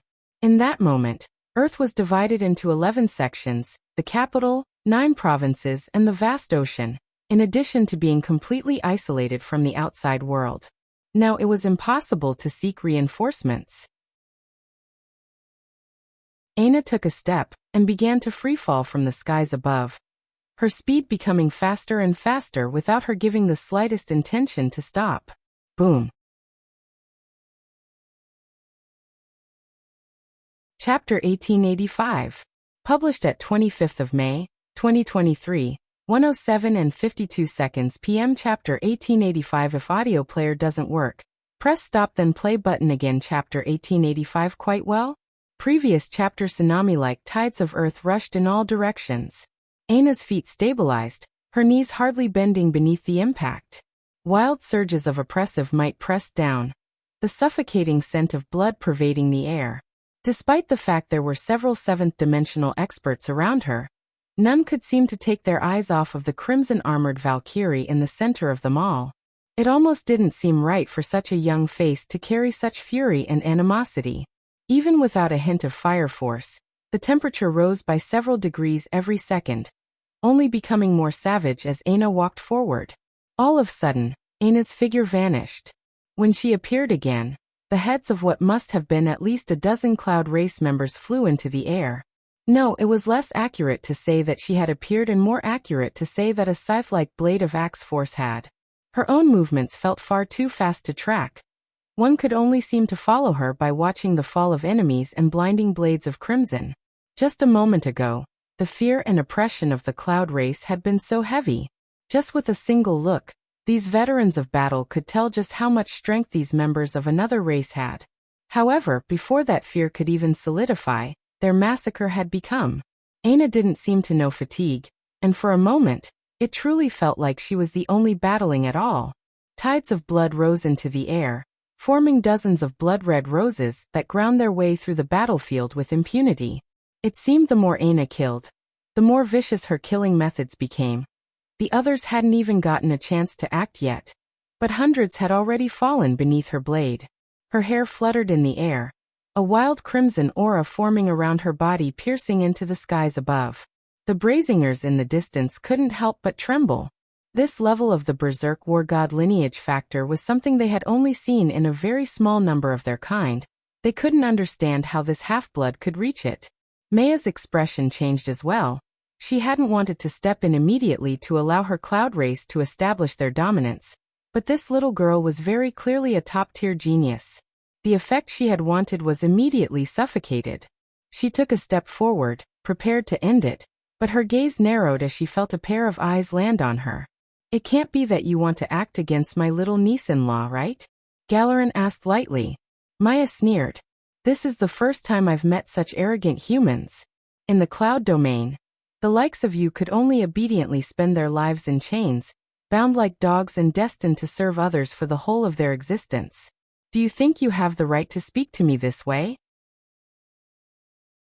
Maya raised her hand as though she was going to act anyway, but one of the young men by her side grabbed her forearm. You don't need to step in personally for something like this, Mother. Arden is more than enough. The second young man's lip twitched. This older brother of his was so lazy. He wanted to pretend to be cool, and yet he was placing the task on his shoulders instead. It didn't matter much to him though, he was beginning to feel a bit antsy regardless. Arden flickered and vanished without a word, executing the unique movement technique of the cloud race. He became completely amorphous, weaving through the battlefield in a cloud of gray, white and gold. Hey, the queen is on a roll right now, not just any nobody can attack her. Bang. A figure seemed to appear from nowhere, his shadow forming a crane-like posture as he kicked out. Arden almost couldn't react in time to a foot nearly connecting with his face. Almost immediately, Arden cancelled his movement technique and crossed his arms over his face. Arden's pupils constricted when he felt the force of the kick. He took several steps backward, nearly losing his balance as a tall man with horrible posture landed before him. Hephaestus stood with a sharp-toothed grin. If you don't get out of my way, dash. Cut the crap, your race of people seem to do a lot of talking. Are you going to fight or not? Hephaestus had already moved as he said this, a twin pair of jagged bone daggers appearing in his hands as he flashed forward, appearing before Arden in a blink. Arden's brows furrowed as he dodged backward. He should have already realized after the first kick, but this enemy was, indeed, difficult to deal with. It's up to you, brother, Arden shouted. Tsk useless. Maya's first son, Oren, clicked his tongue before diving down as well. But before he could make it far, a blade force threatened to smite him, surging from the air and piercing through everything in its wake. Oren came to a stop immediately, pausing just before the piercing blade could take his head. Bang. Joel appeared holding a silver-black halberd. He wasn't nearly as talkative as Hephaestus, but his actions spoke loud enough. As Aina continued her massacre, both of Maya's sons found their paths forward impeded. It was clear to the both of them that there would be no extricating themselves in short order. Maya frowned. This situation seemed to be spiraling out of control. Her two sons were both born on Earth for the purpose of this mission. They had the talent of the cloud race while benefiting from Earth's talent as well. With the two of them, this matter should have been easily dealt with, but for some reason it was the exact opposite. The both of them were still in the sixth dimension, so she knew they hadn't truly come into their own yet, but this was more troublesome than she thought. She thought she had understood the strength of Earth quite well, so what was this? Occasionally missing content, please report errors in time.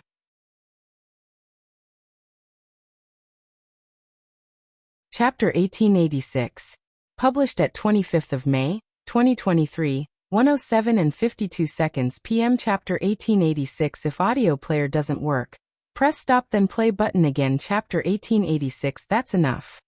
Previous chapter. Reina didn't seem to see any of what was happening around her.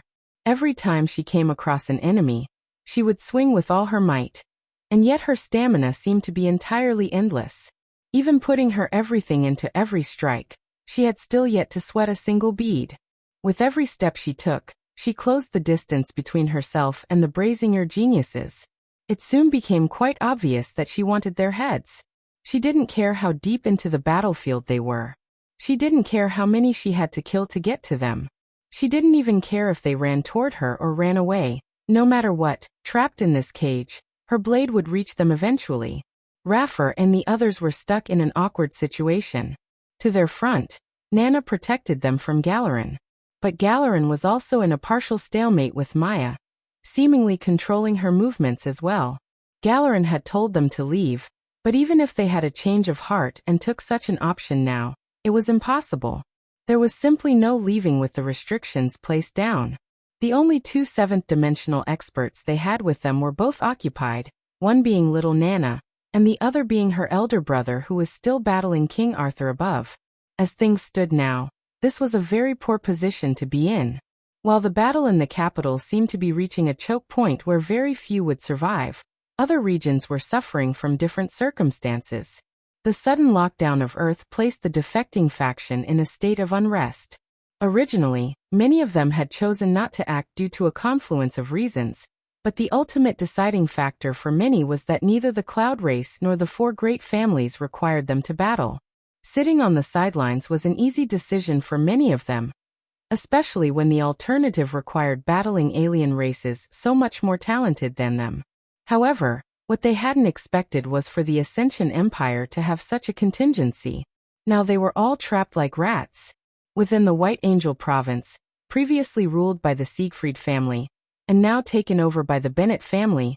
James' father was oddly calm, in sharp contrast to his son who could only look up at the birdcage they were all stuck in with a pale face. James hadn't even been able to make a decision before this happened. James didn't fear battle, nor did he fear death, but for some reason he couldn't control the blood draining from his face. He felt as though something was slipping away right before him, and he couldn't grasp exactly what it was. But in typical fashion, his father didn't seem to realize at all. "They're here," Governor Duke Bennett suddenly spoke. At that moment, the courtyard they were in rumbled and several figures appeared. However, not a single one of them was human. There were only a small number, just a dozen or so, but every one of them was a member of the Cloud Race. Governor Duke Bennett casually sipped his tea. "You." When James saw this, he froze, unable to breathe. Now he understood where that uncomfortable feeling had come from. His father wasn't just betraying the Ascension Empire, he was betraying the human race. No matter how James felt, he could understand and even somewhat support his father's disregard of the Ascension Empire. Their family could have never lost the Governor-Duke position to begin with had it not been by tacit acceptance of the Fox family. Back then, they had closed one eye and allowed their family, a family that had been there to support the Empire from the very beginning, to fall into depravity. If it hadn't been for the tenacity of his grandfather, and his father after him, the Bennett family would have been eradicated by their enemies, let alone managing to maintain hold over a Tier 5 official position like they had. However, this. Governor Duke Bennett waved a hand to signal his son to remain silent. "What is the plan from here?" he asked. "From my understanding, there are very few of you stationed outside of the capital, as the original plan was to flatten them in one go." One of the Cloud Race individuals sneered. "We've already checked the formation. It has no other abilities other than to trap us within. But what good is it to trap yourself in the cage with a lion? Wouldn't the result be the same? In fact, this situation is even better for us. The capital will be dealt with in even shorter order. The plan hasn't changed at all, just patiently wait." "MIC, that's about what I thought, but the Fox family isn't as simple as you think. I hope you all aren't taking this lightly. I've already taken the liberty of making a few contingencies in case of your failure." "Our failure? Haha." The Cloud Race man chuckled. "You are quite arrogant for a human." Governor Duke Bennett sipped at his tea. "I am only doing what is necessary for my family to flourish." James stood to the side, practically vibrating. "That's enough." The roar shook the estate. "HM?" The Governor Duke looked toward his son and raised an eyebrow. James shivered when he saw that look, all of his momentum being doused in a bucket of cold water. He had seen that look too many times before, and he always shrunk before it. James clenched his fists and lowered his head, his next words becoming caught in his throat. The Cloud Race man raised an eyebrow. "Is this going to be a problem?" "Why would it be a problem? He's my son." "James, go down to the brothel and take the next 3 days off. You don't have to worry about any of this. Leave it to me." James clenched his teeth. "Didn't you take a liking to that Samoa girl? I'll let you take her as a maidservant. Just go off and be obedient." At that moment, a light giggle came from a Cloud Race woman that made James freeze.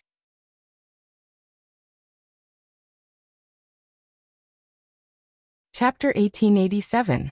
Published at 25th of May, 2023, 1:07 and 52 seconds p.m. Chapter 1887. If audio player doesn't work, press stop then play button again. Chapter 1887. Answer me.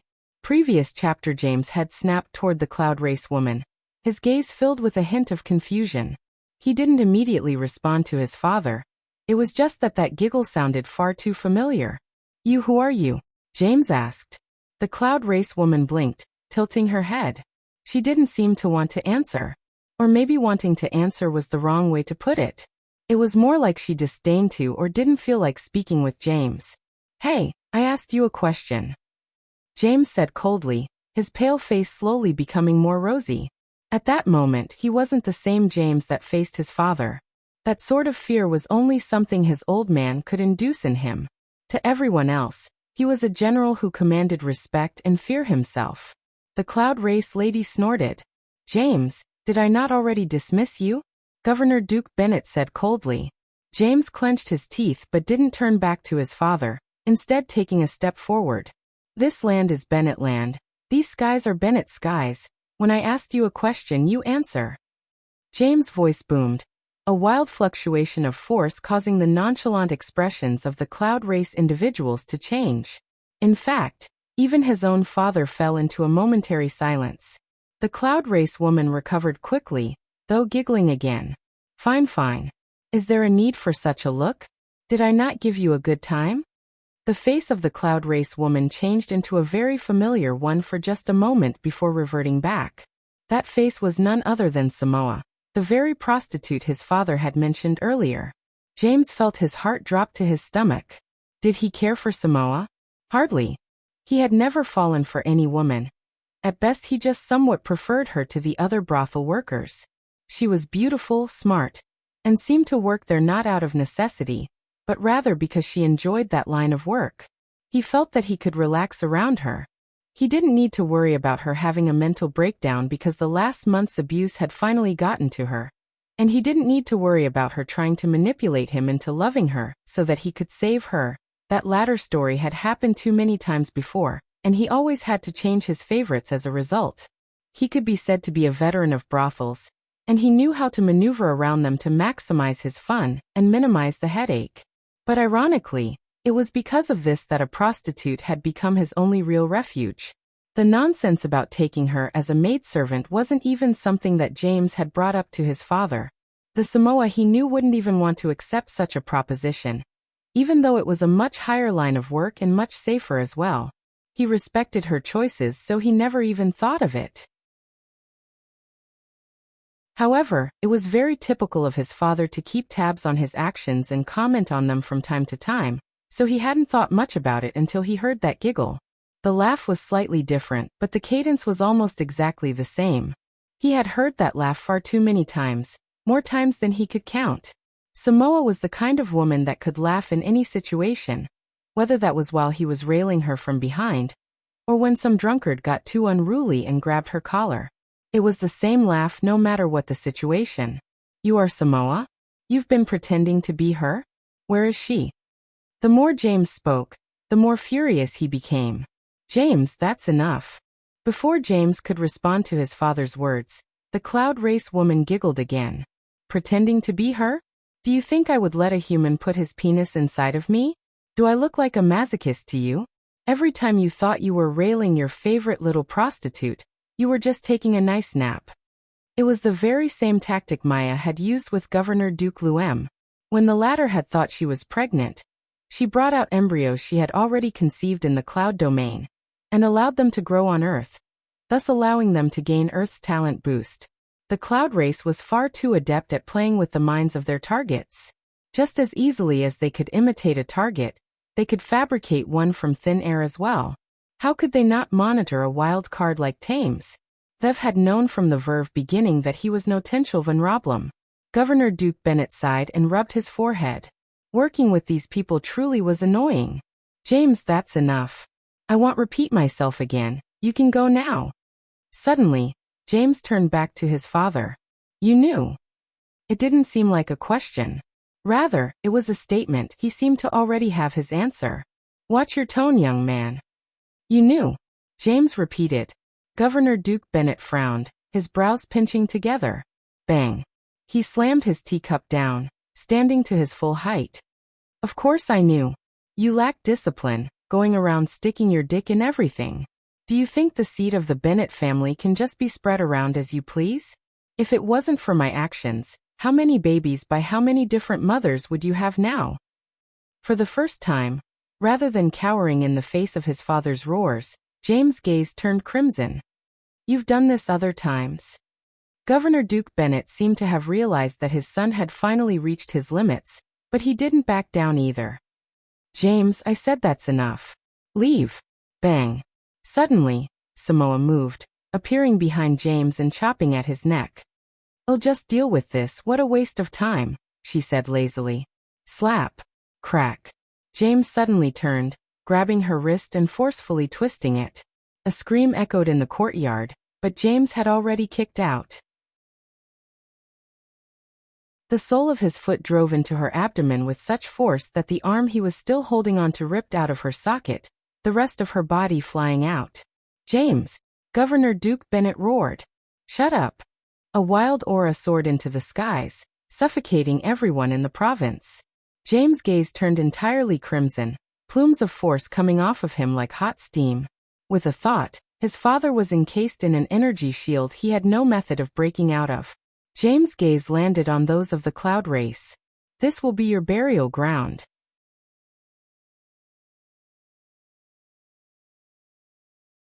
Chapter 1888.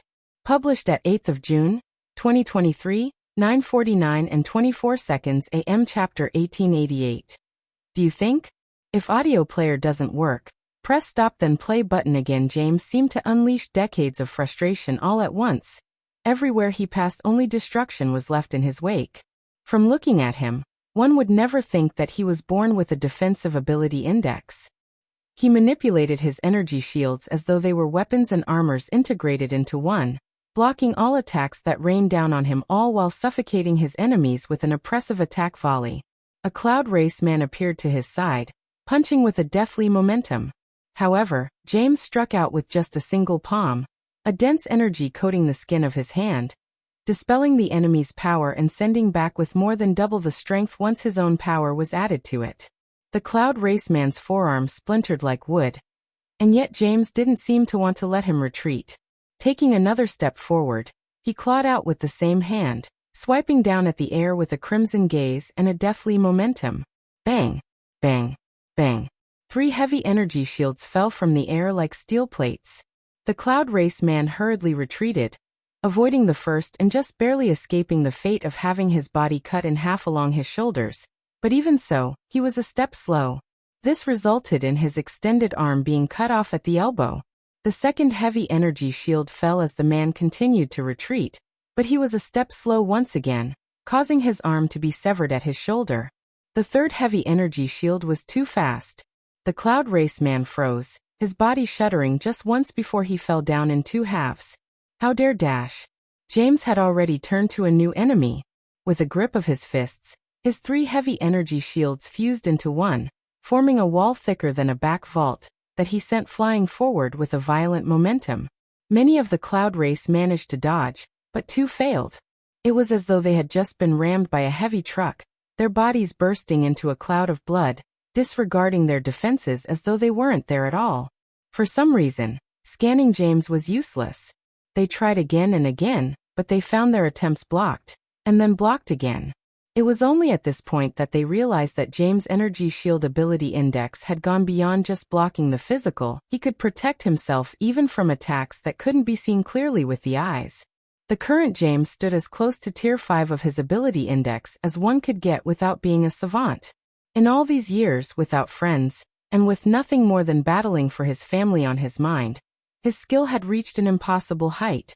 And now that he was enraged, they would have a true front row seat. Bang! James descended with a heavy stomp, crushing everything in his path. He crossed through the courtyard with speed, agility and ferocity.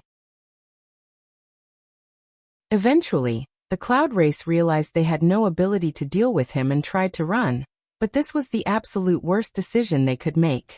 When it came to restriction and control, how many could be much better than one wielded an energy shield ability index?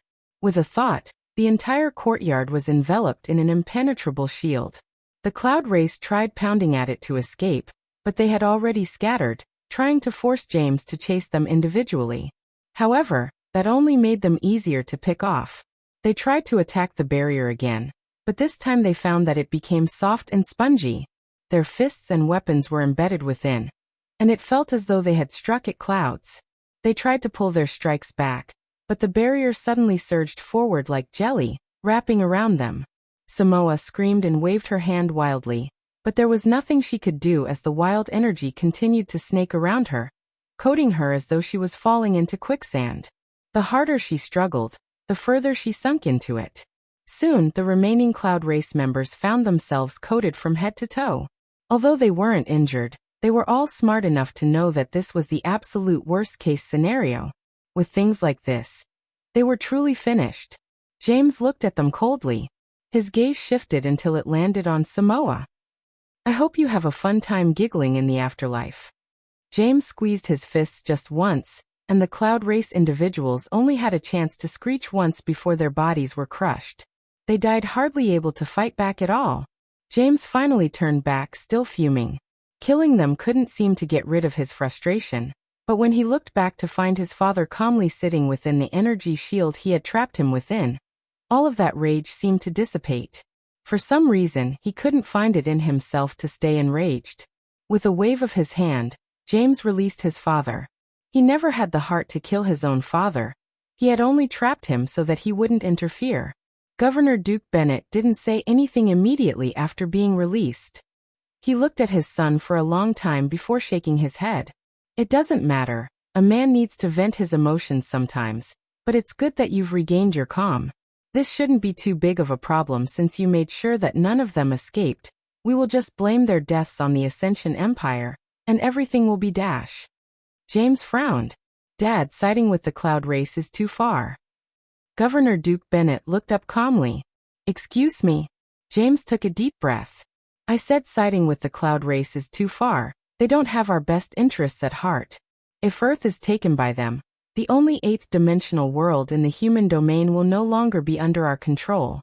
In that situation, won't we still be slaves? But this time, we'll be slaving for someone who treats us as nothing more than ants and have a great amount of prejudice against us." Governor Duke Bennett's expression turned cold, and a stern and powerful voice came out from him. "Do you think I need you to tell me how to do things?"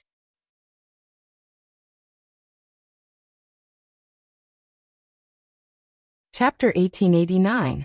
Published at 8th of June, 2023, 9:49 and 6 seconds AM. Chapter 1889. Go. If audio player doesn't work, press stop then play button again. James was startled for a moment before he lowered his head. Things weren't much different from what they always had been. He was too used to this. Wherever there are people, there will always be in groups and outgroups. Even when there are no tiers of separation, people will find them. If it's not race, it will be skin tone. If it's not skin tone, it will be culture. If it's not culture, it will be wealth. Even if there are two groups of people, both of the same race with the same skin tone, the same culture, the same wealth, people might try to separate themselves based on who is a nouveau riche and who comes from old money, or on who was born in the north of the city versus the south, or on what gods they choose to follow, or what foods they like to eat most. When you sit here and try to lecture me on what the Cloud Race may or may not do, or on how they may or may not treat us, do you know how absolutely foolish you sound? Even the Ascension Empire was forced to use the Slayer Legion as a scapegoat to maintain peace for decades because there can never be true peace. Even when such a thing is achieved, it will only be a fleeting moment from vanishing. It only takes one man's greed, one wife's dissatisfaction, one child's grievance. This is the nature of life, of evolution. Do you know why you can stand here and listen to this lecture from me? It's because you hold power. They infuriated you, so you slaughtered them and they could say nothing about it. Do you know why they tolerated my questioning them? It was because I provide them with resources they need, power they need, connections they need. Who cares whether they share our race or not? Can you provide them value or not? Did the Ascension Empire care when your grandfather was schemed against by the Luem family and lost our Governor Duke position? Were we not fellow humans? Further than that, did we not share the same status? The same wealth? The same nobility? Even further than that, did we not bleed for the Fox family? Did we not lose brothers and sisters for the Fox family? Did we not help them to build their empire to what it is now? The more Governor Duke Bennett spoke, the louder he seemed to become and the further his son's head seemed to lower. Did we not meet all the criteria you think to be so important, and even surpass them? And yet we were thrown to the side for what? The reason is very simple. We weren't useful enough. Others were more valuable.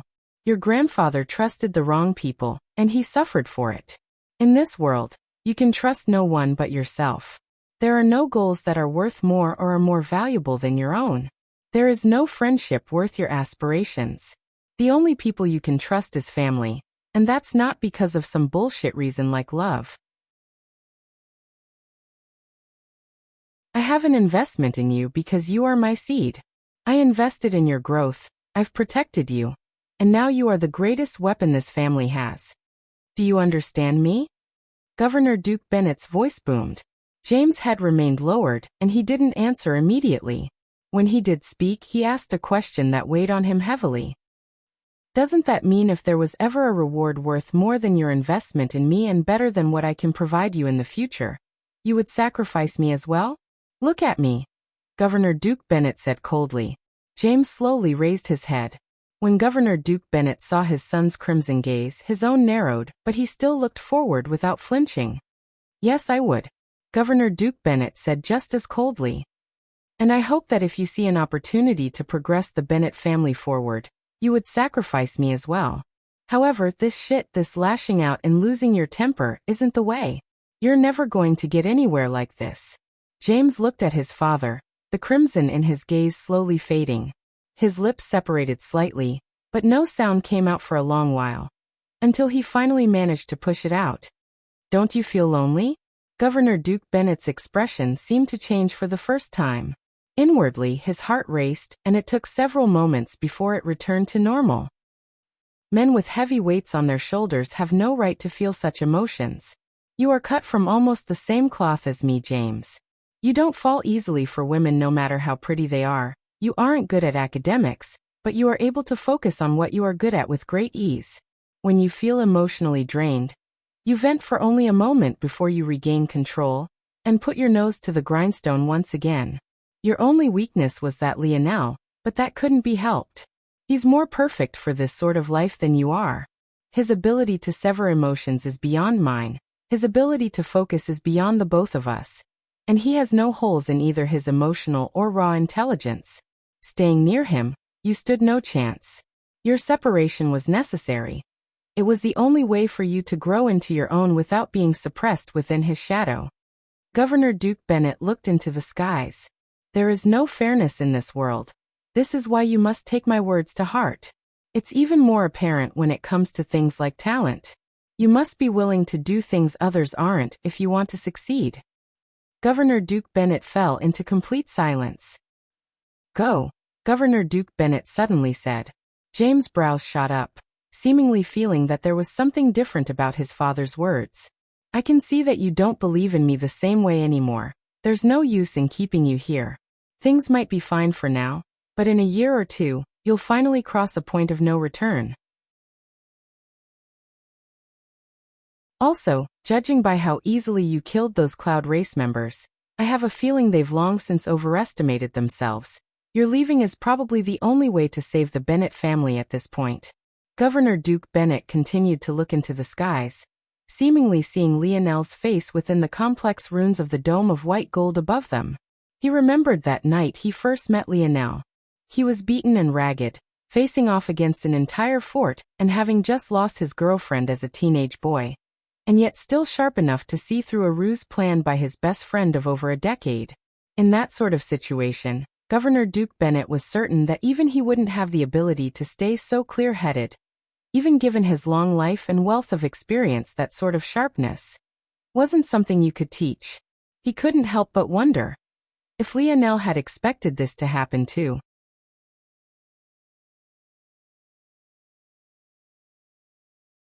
Chapter 1890. Published at 8th of June, 2023, 9:49 and 5 seconds a.m. Chapter 1890. Blackened wood. If audio player doesn't work, press stop then play button again. Lionel looked down at his beaten and ragged spear, taking a breath and exhaling. As he had expected, His speed of clearing these hurdles had increased exponentially with the help of Purina's treasure, but what he hadn't expected was to end up locked in such a battle not long after seemingly bright skies had opened up to him. Before Lionel, a twin-horned demon stood before him. Well, it only had one horn remaining, the other having been cut off by Lionel and sent spiraling into a tree in the distance. Well, several trees. Whatever that horn had been made out of, it was so sharp and sturdy that it wasn't satisfied until it had razed thousands of acres of land to the ground. As best Lionel could tell, this person was probably a fiend-class demon, or close to it. Compared to the other geniuses Lionel had fought, this one was probably the most difficult up until this point because his body was so exceptional. While the strength of Lionel's body came from his lineage factors, and had been mostly stripped from him, the strength of a demon was innate to their flesh and blood. Facing this genius of the demon race, Lionel had no advantage despite having cleared hundreds more territories. Let alone not having an advantage, he was faintly losing and was somewhat inferior. What was the most infuriating was that outside of his horn, every other part of this fiend demon's regeneration was top class, another very innate part of its being. Lionel had never felt the unfairness of the tribulation more clearly than he did now. Even so, Lionel's skill with the spear was more than just one step above this demon that called himself Kaldar. As such, he had been able to corner the latter several times, but to no avail. The demon hadn't spoken a single word, but his tenacity was all too clear and obvious, and his stamina was seemingly no weaker than Lionel's. Lionel glided backward, taking one more deep breath before his body stabilized entirely. He met the eerie yellow gaze of the demon who stood an entire meter taller than himself without the slightest hint of fear. He looked down at his spear one more time before shaking his head, and throwing it to the side, and unsheathing the base spear that had already grown to the point of nearly crossing into the gold grade. Unfortunately, while the basic spear could repair from damage, treasure spears and armors could not. Now that the lance spear had run its course, Lionel had no choice but to let it go. And with it he lost access to Knight's charge. Lionel's wrist flexed, his forearm waving once. The strength of this brandishing was so fierce that the spear tip swayed wildly from side to side, the rigid polearm moving as though it was instead a wet noodle. The spear blade moved almost hypnotically, swaying with a quick rhythm that made it quick and unpredictable.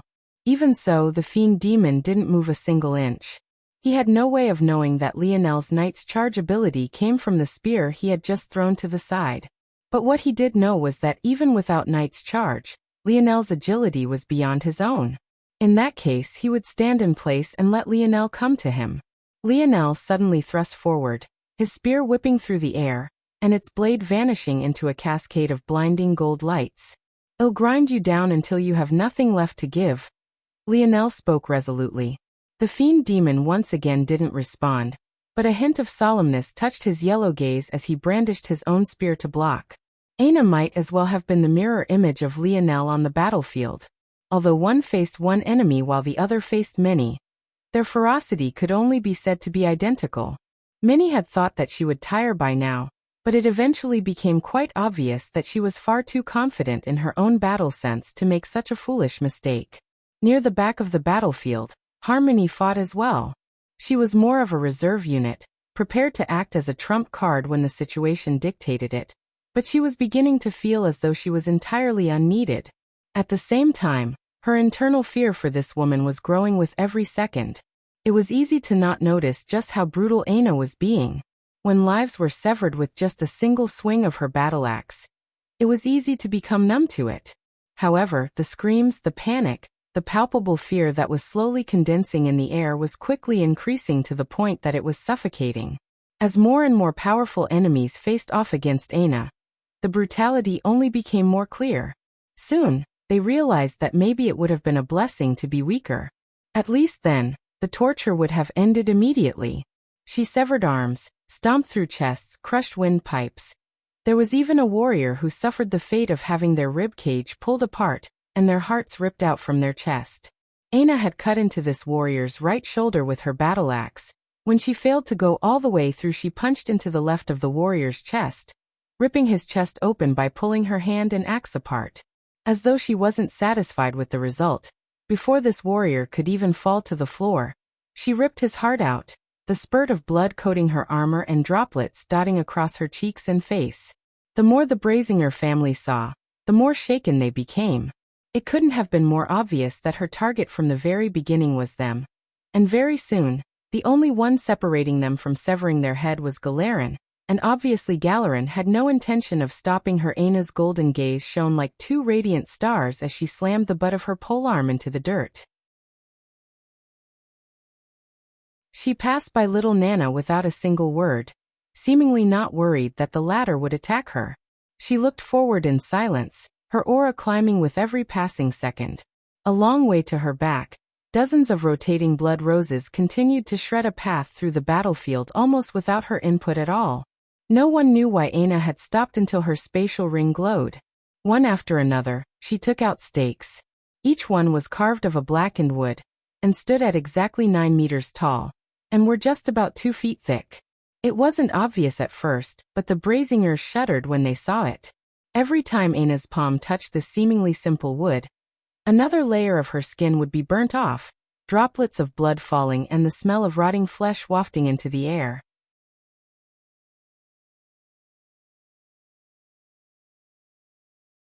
Chapter 1891. Published at 8th of June, 2023, 9:49 and 1 second AM. Chapter 1891. Blackwood. If audio player doesn't work, press stop then play button again. Oh? You recognize these? Aina asked softly. I guess you would, right? She took her time to stake the wooden pillars into the ground. Every time she touched it and another layer of her skin fell to the ground, rotten and sizzling, the Brazingers would flinch again. They couldn't even feel Aina's earlier rage. And yet this silence felt so much more oppressive, the heaviness of it all gripping at their throats and pressing down. They call this Blackwood, a simple name, quite short, succinct. I guess its history speaks for itself.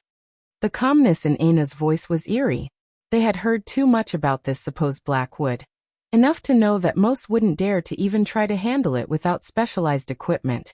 And that went for experts that surpassed even the 7th dimension. Just looking at the ground they were pierced into told a story of 1,000 words. Black veins pulsed into the soil, drying and cracking the land as though a curse was slowly spreading through it. This didn't seem to stop until the phenomena had stretched over 10 meters from the location of the pillars of black wood. Look at you all, already in the 6th dimension and yet so afraid of this wood.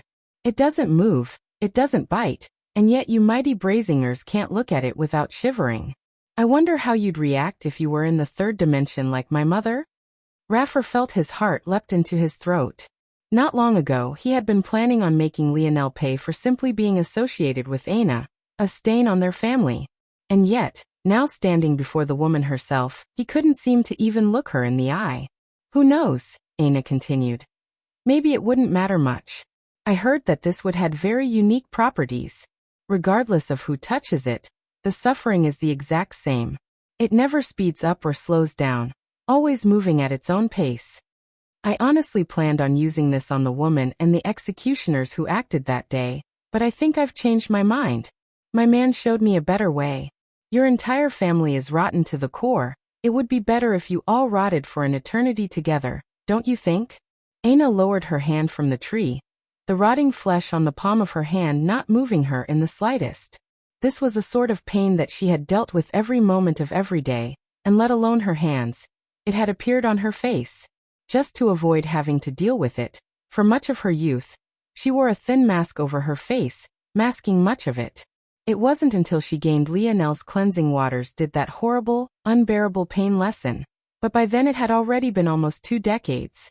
To her, this was absolutely nothing, and seeing the fear on the faces of the so-called Brazinger geniuses before her, she only felt more disdain and disgust.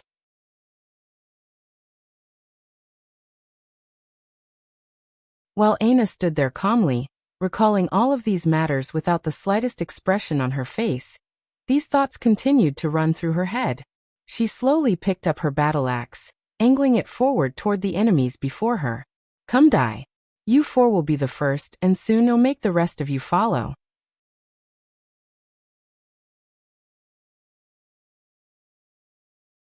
Chapter 1892.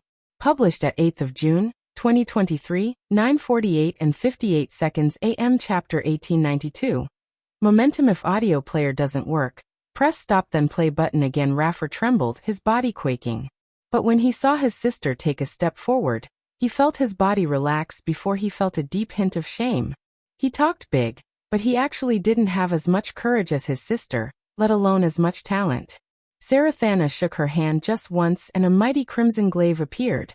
When she took another step forward, her feet were decidedly heavier, and yet her movements were no less agile. By the time her foot raised for a third time, a momentum had begun to build up and she suddenly vanished, streaking across the battlefield. Bang! To Sarathana's shock, before her charge could reach its peak, Aina had already appeared before her, swinging down her battle axe. Seeing those expressionless golden irises, Sarathana felt her heart tremble. In just a single exchange, Sarathana was forced to take a step back, her wrists and forearms trembling. Her eyes widened. She had lost in raw strength to a halfling? Before she could think further about it, Aina's battle axe was already descending once again, the blade appearing by her neck as though it had teleported there. Sarathana hurriedly ducked and blocked with the polearm of her glaive. She gave herself just enough room to succeed in the second maneuver, but the strength of Aina's attack seemed to have increased. With her knees already bent, she was driven directly into the ground. The earth splintered and a crater was formed. Just the first impact formed a crater as wide as 3 meters from edge to edge and 3/4 of a meter deep on a seventh-dimensional world. But right then, with their blades still connected, Aina's eyes flashed and the veins along her forearms bulged. Bang! The crater expanded, the surge almost forcing Sarathana onto her back. Sister! Raffer and the others couldn't stand idly any longer. They didn't even bother to look toward the other 3 family geniuses for help. They would only get ridiculed. Their family had kicked out a halfling and couldn't even properly control her. This was nothing short of a stain and humiliation on them. They would be lucky if the others didn't kick them while they were down, let alone help them. Aina casually kicked out, nailing Sarathana right in the chest and sending her flying into the distance. She came out like a speeding bullet, colliding with Barayan before he could even get into a proper attack stance. The latter's forearm bones snapped on impact and he coughed up a mouthful of blood, falling into a pile a distance away along with Sarathana. Aina could have killed Sarathan right then and there. A genius? She didn't even feel like Sarathana, who was supposedly just a step away from the 7th dimension, was even worth more than a single exchange with her. All Aina wanted to do was bury them, to force them into submission, and then to force them to experience the same things her mother had experienced all those years ago. She would make sure every Brazinger she got her hands on experienced the same thing. Raffer and the Dan appeared to her left and right with a fierce momentum. They knew that their lives were on the line, so they didn't hold anything back, crimson auras flourishing around the both of them. Aina's stance only shifted slightly, causing their blades to slip by the front and back of her. With one hand she tapped 2 fingers upon Raffer's wrist. With her other hand, she twirled her battle axe, causing the butt to bypass Theoden's defenses and uppercut him squarely on the chin. Theoden's jaw shattered into countless pieces on contact. Raffer's sword-wielding hand plowed into the ground under Aina's touch, and he seemed to get off easy. Until Aina finished the twirl of her polearm, landing a hit on his shoulder blade from above that not only drove him further into the ground, but also shattered the bone into an even worse state than Theoden's jaw. In the distance, Sarathana unleashed a roar. Of them all, her injuries were the lightest only because of the armor that covered her chest. Her aura flourished and her crimson aura quickly formed the silhouette and a valiant warrior. It grew and grew until it stood at over 10 meters tall, and solidified into a mighty mass. Every move Sarathana made, it too made, boosting her strength to a great degree as she dashed forward. Aina looked at this ability expressionlessly. She tilted her head to just one side, seemingly not noticing Sarathana's rapid approach. The ability was somewhat interesting to her, and she felt that it wasn't an ability index. Instead, it should be a technique that stemmed from the Berserk god lineage factor. It should work like. Aina observed it for what must have been only fractions of a second before her own crimson aura flourished, growing taller and taller until the point Sarathana felt so much despair she slowed her dead sprint. her feet dragging until they came to a stop with her looking straight up at a valiant Valkyrie. "I think I made it too big," Aina said lightly, words that made Sarathana's heart drop to the pits of her stomach. Even so, Aina's construct reached down, wrapping Sarathana's 10-meter-tall construct into a palm and squeezing. Sarathana shuddered, coughing up several mouthfuls of blood as her construct was shattered into pieces. She fell to her knees, her vision swimming. She realized then that she couldn't fight back. It was impossible. This woman was too strong. When she looked up, she found that Aina was already standing over her expressionlessly. Even when Aina pulled her up by the hair, there was nothing Sarathana could do, her entire body having reached its limits in a pathetic few exchanges. Aina pierced her battle axe into the ground, lifting Sarathana up by the hair with one hand, and reaching for her armor with the other. Expressionlessly, Aina pulled, ignoring the injuries it caused Sarathana, and ripping her armor off of her purposely. Sarathana grit her teeth in embarrassment, her chest being completely exposed to the world. "Stop. Stop. That's too much," the naive and delicate voice of Nana called out. Even while being pinned down by Galerin, she couldn't seem to hold it in any longer.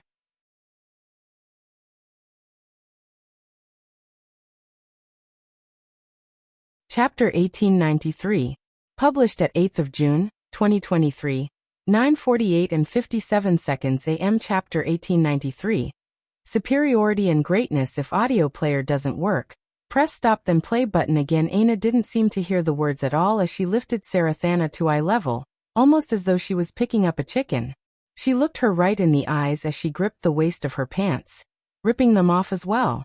Sarathana closed her eyes, tears welling up within them.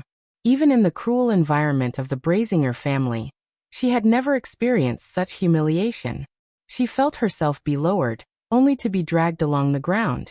Aina couldn't be bothered to waste the strength to keep her upright, pulling her along the graveled and bloodied grounds of the battlefield and toward the blackwood pillars. Nana felt both flustered and aimless. On the one hand, Sarathana wasn't a member of her family, and she also didn't know why Aina was so angry, though she had mentioned her mother. But on the other hand, she couldn't stand to see such a thing. But regardless of her feelings on the matter, she was worried about action Galerin might take without her here. Galerin also called Aina his niece-in-law, which must mean that Aina was Lionel's wife, and that only added another layer of complication. Nana really didn't want to have any conflict with Lionel.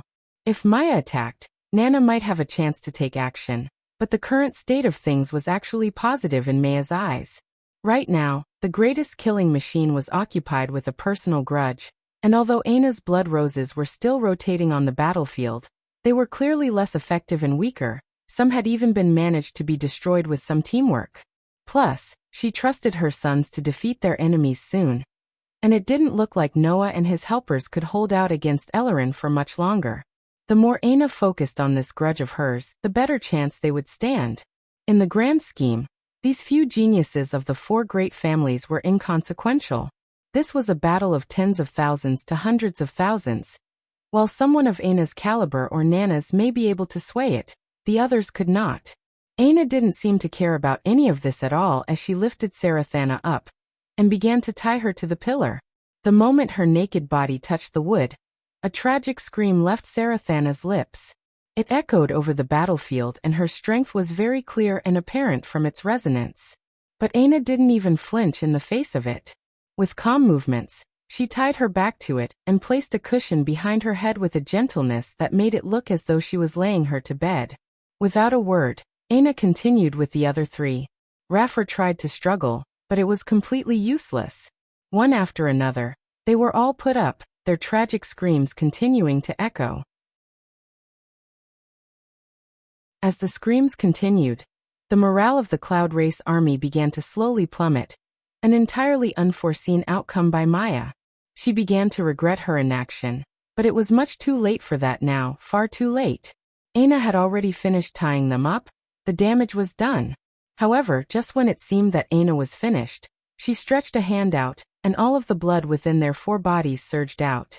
They could hardly keep a clear mind under the excruciating pain, let alone stop their blood force from being snatched. Taking so much blood from them would normally kill them, but the aroma coming from their rotting flesh matched with the blackwood pillars kept them alive. After being tied to these pillars, there was simply no escaping. Unless you had perfect control over your own soul, and could force it to disperse, suicide was impossible. If they had been smart, they would have done everything to kill themselves before they were tied to the pillar, but they still held out hope. They hoped that if they endured, Aina and her allies would lose this battle, and then they would be freed. However, they never expected Aina to take such a cruel measure. Now no matter what, they would have to die. What they didn't realize, though, was that this wasn't the purpose of Aina snatching their blood. Slowly and diligently, Aina began to draw 4 force arts into the ground using their blood. "I'm not very good with force arts," Aina said lightly. "I never invested much time into them, and only have minimal experience." Aina's soothing voice sounded no different than the Reaper to them at this point, but with their heads still intact and her ability to penetrate through their screaming still at an all-time high, they had no choice but to listen to her words. "However, when it comes to simple force arts with simple mechanisms, so long as I take my time, given the control I have over my body, they're actually quite easy to draw. Did you know that blood force is actually a very effective medium for force art drawing, just like soul and dream force?" Aina continued to speak as though she wanted the last voice these people heard to be her own. "This one isn't too complex either. Its only job is to release a little bit of your blood on a day. Exactly 99 days from now, it will release the first batch, and then again once per day, for example 900 more days." Aina looked up from her force art drawing. 99 days is a bit too short, don't you think? You're all so strong and superior due to your bloodlines. Since my mother was forced to endure 99 days as a common woman, it shouldn't be a problem for you superior existences to withstand 10 times that, right? Hearing Aina's words, the 4 began to fight harder and harder to get off the pillar as their skin was slowly eaten away at, but it was a completely useless endeavor. "Don't worry, I'll make sure the world knows how superior you all are to the rest of us. Every time your blood hits the pillar, more rotten fumes will form and your existence will be lengthened by another day. This way, you can definitely flex your boldness and greatness." Aina smiled lightly. It was objectively gorgeous, and yet it was the scariest thing those 4 youths had ever seen.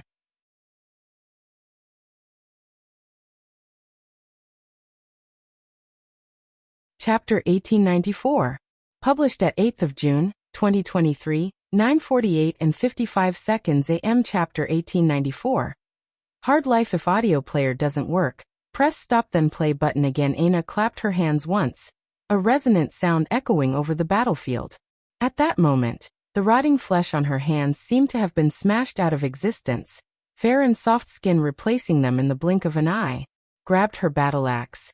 Aina rested it on her shoulders, looking toward the rest of the great family members. At the moment, the smile on her face was radiant, almost as though the cries of Sarathana, Raffi, Barian and the Dan were her favorite kind of music. With a step she crossed a large distance, catching the remaining youth off guard. But by the time they reacted, it was already too late. With the sky-piercing construct behind her, Aina's strength seemed to have increased tenfold. She hadn't even realized just how much strength she had been missing out on until this moment. In the distance, her blood roses grew explosively in strength, expanding by tenfold. Even the ones that were on the verge of destruction suddenly condensed once more, flourishing. If Aina had to describe it, it felt like she had accessed something similar to universal force, but it came directly from her body. In fact, she felt like she could make it so much stronger than it was currently. Every attack she made seemed to prove that all the more. Maya's expression changed. In the distance, Ellerin, who was pressing down on his 3 enemies, frowned, looking over. Noah's saber swung down, passing right through his body as though he wasn't there. Ellerin appeared a distance away, his gaze still locked onto Aina as a tortoise half the size of a city descended from above, smashing down from above with Jessica on its back. He was about to dodge again when Tyrion appeared to his side, a glistening sword ray flashing across his glasses as he pierced forward. Ellerin suddenly felt annoyed. These 3 were so weak, but they covered for each other well. He was trying to conserve his strength for what he felt would be an inevitable battle against Emperor Fox, So he hadn't expected to be stalled here for so long. His allies were truly too useless, not able to deal with one woman. It was ridiculous. Elrond's pupils constricted once more as Aina's strength seemed to continue skyrocketing.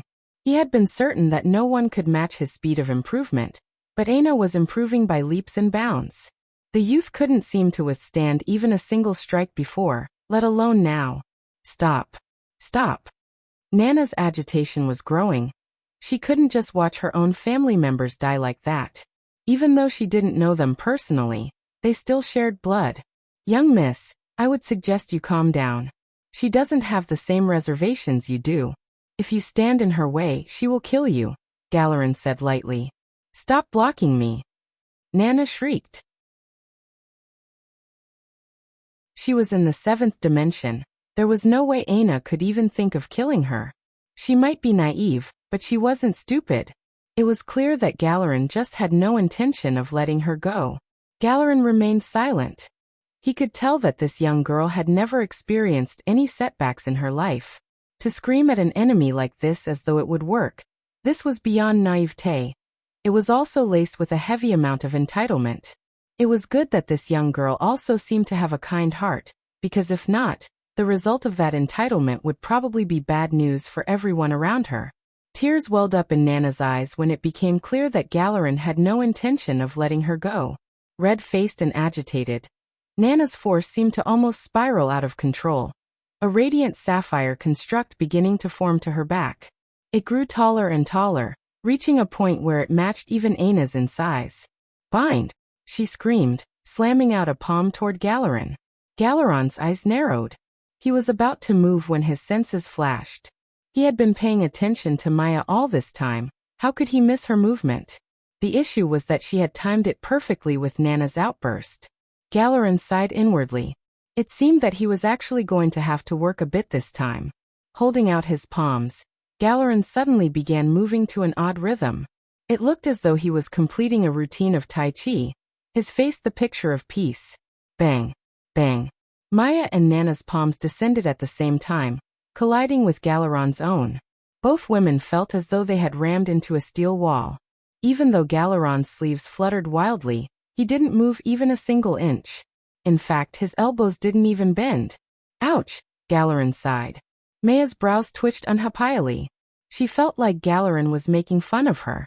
She had thought that this was an excellent opportunity, only for her to end entirely stifled. Suddenly, Galarin moved. Maya tried to pull back, but as though her palm was stuck to Galaron's, she found her body moving along with the arc of his palms. On the other side, Nana couldn't escape the same fate, her petite body being led like a horse to water. Galarin spun once, causing both women to be spun out. They soared into the air out of their control. With elegant movements, Galarin fluidly flowed into pressing his palms together once more.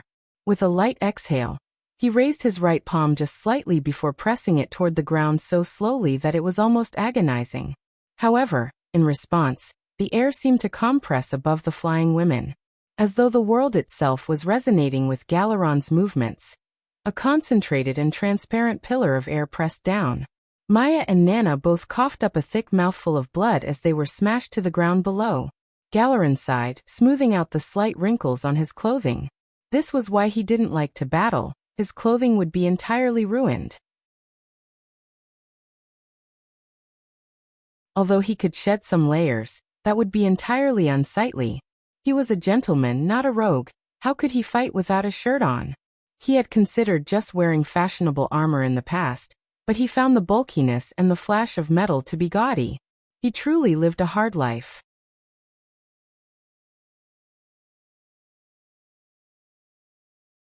Chapter 1895.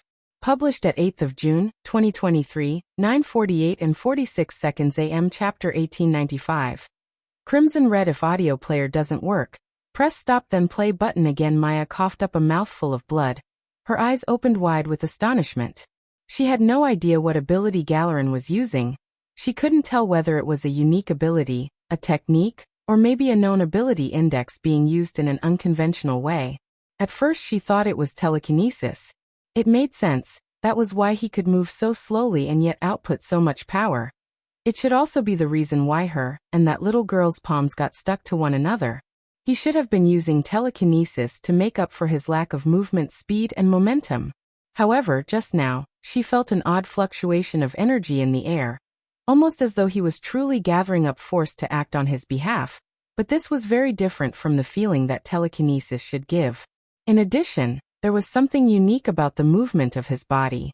Though he was moving slowly, he was gathering up momentum in his own way, as though it was a technique of some sort, or more accurately, a style. But if he was using the style to gather momentum, then that contradicted the fact he was using telekinesis. In addition, she had never seen someone so adept in using telekinesis to the point they could apply such force without emitting any fluctuations. If telekinesis left no traces at all, how would you even fight such a person? Wouldn't they be invincible so long as they had the strength to harm you and could cast perfectly invisible attacks?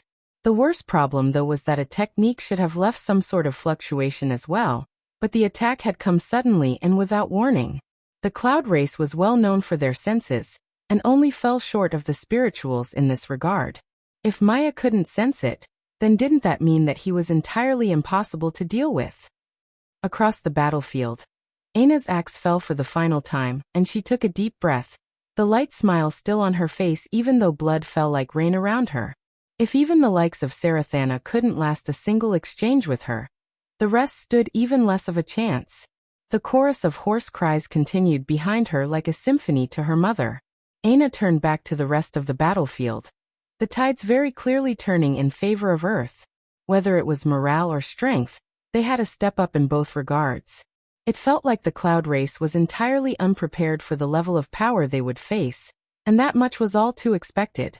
The moment Maya was exposed, her planned surprise attack had failed. She had thought that it wouldn't matter much, but what she hadn't taken into consideration was the fact that in an upfront battle, the cloud race was actually inferior. The only true geniuses of the cloud race present here were her sons and herself. But her sons, who she had so much faith in, were still stuck in stalemates, while she herself hadn't lasted even a single exchange. Was this really the supposedly weak human domain? None of this made any sense. The presence of a world with eighth-dimensional potential was irrelevant. Maya herself came from a true eighth-dimensional world, not just one with the potential to become one. There was no way she should have lost like this. Suddenly, Maya had flashbacks to something that happened almost 3 decades ago. The plan has failed. Emperor Fox is far too ruthless. He preferred to slaughter billions of citizens to avoid an invalid infestation than risk it. Retreat, Maya. So what? A disdainful female voice came from the other side. The male voice sighed. Maya, think. Without an invalid infestation, the Ascension Empire will solidify incredibly quickly, making it far more difficult to infiltrate. Secondly, without the potential use of invalids and variant invalids as a spearhead, you'll be too short-handed. How are you going to take them down while suppressed under their world's laws and alone? I have my methods. Aren't you taking these humans too seriously? Watch well, Joram. Maya. You are my wife and you're carrying 2 of my children. Don't risk their lives and yours because of your pride. Retreat to the chaotic water sector with me. Together we'll sweep through Earth with much greater assurance. Our children will be fine, watch well. She still remembered hanging up that call. Now, her Joram's fate was unknown and she and their sons were in danger of dying here. Maya grit her teeth, standing slowly to her feet. Because of their control over their cloud figure, cloud race experts were able to shut themselves away much like Joram had. But this was only the tip of the iceberg. It could be used to do things like slow and manipulate their aging and had been a key part to Maya's plans until now. Even now, she was still considered a member of the cloud race's younger generation. While it seemed that she had experienced decades on Earth, in reality it was no more than a handful of years to her. It was also thanks to this ability that her sons had managed to remain embryos until she was prepared to use them. However, this age lock came with a double-edged sword, and that was the ability to store the skip time. If that time was never touched, everything would be fine and the cloud race individual would age as they had intended. However, in the case that this time was unleashed, The cloud race member would enter a state of accelerated evolution where they would experience all the years they had skipped at once. This was the greatest ability of the cloud race, an ability that could only be used by them with gold rune cloud figures, those with the greatest bloodlines of their race. There was, of course, a drawback. The consequences would always be tenfold. In order to experience all of the decades she had been on Earth for at once and gain the insights and strength that came with it, she would need to experience the equivalent of centuries. Even so, now that things had reached this point, Maya used the one trump card she never thought she'd have to. Maya raised her head to the skies, a screech that echoed over Earth billowing from her chest. The golden runes that floated within her cloud figure began to vibrate wildly, quickly becoming a crimson red.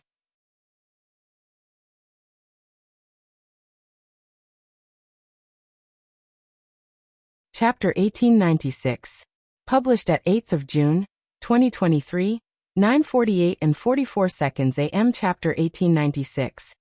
Anomaly. If audio player doesn't work, press stop then play button again. Lionel took deep, heaving breaths. It had been a while since he needed to breathe so heavily to get something done. His battle with Kaldar lasted almost an entire week.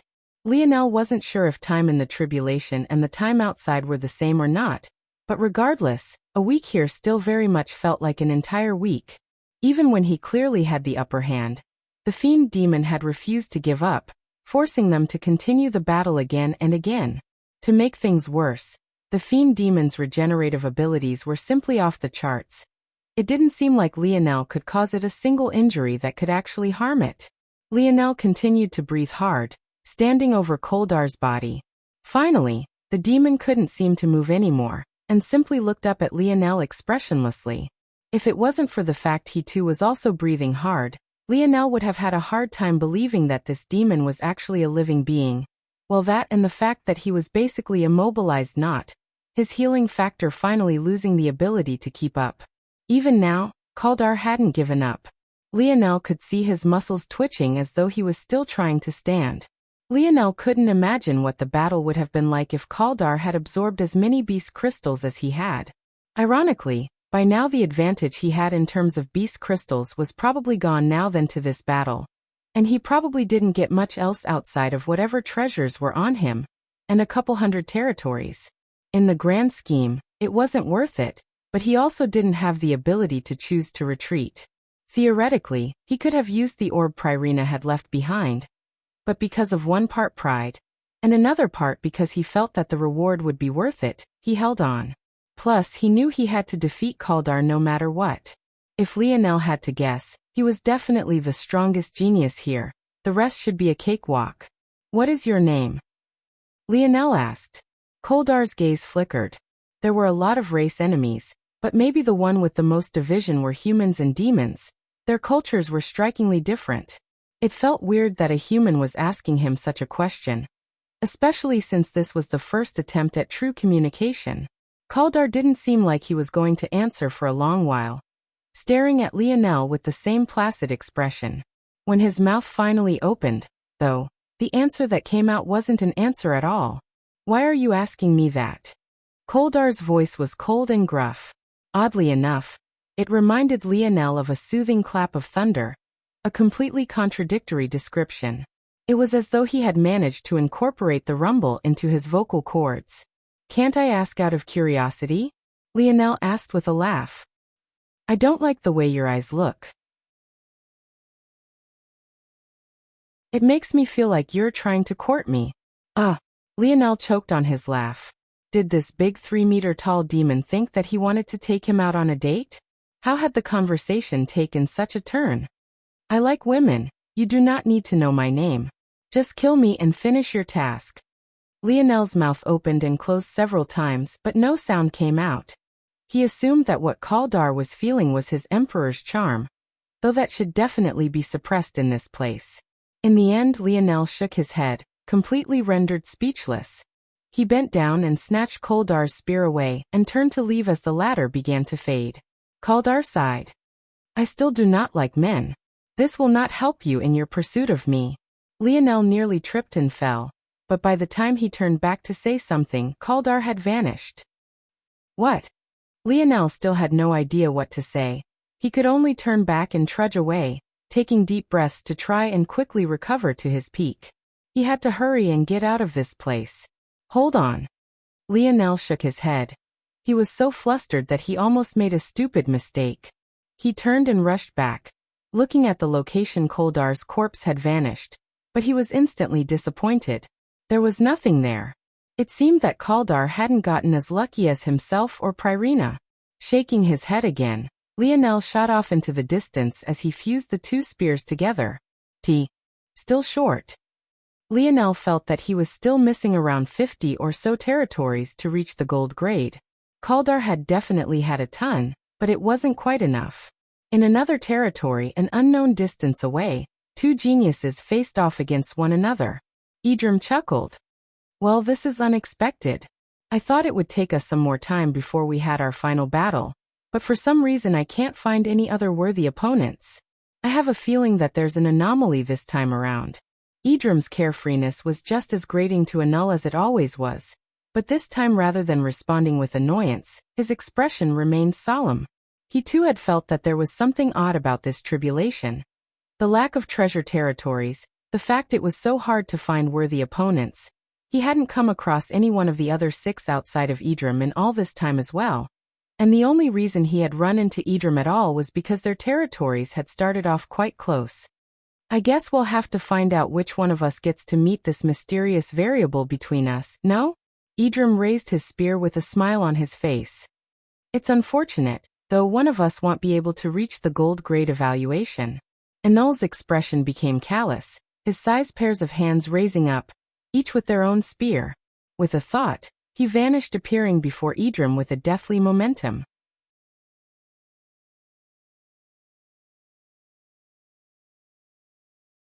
Chapter 1898. Published at 8th of June, 2023, 9:48 and 42 seconds AM. Chapter 1898. Ultimate security blanket. If audio player doesn't work, press stop then play button again. James clenched his jaw, taking a strong gulp as though he was forcing his heart back down.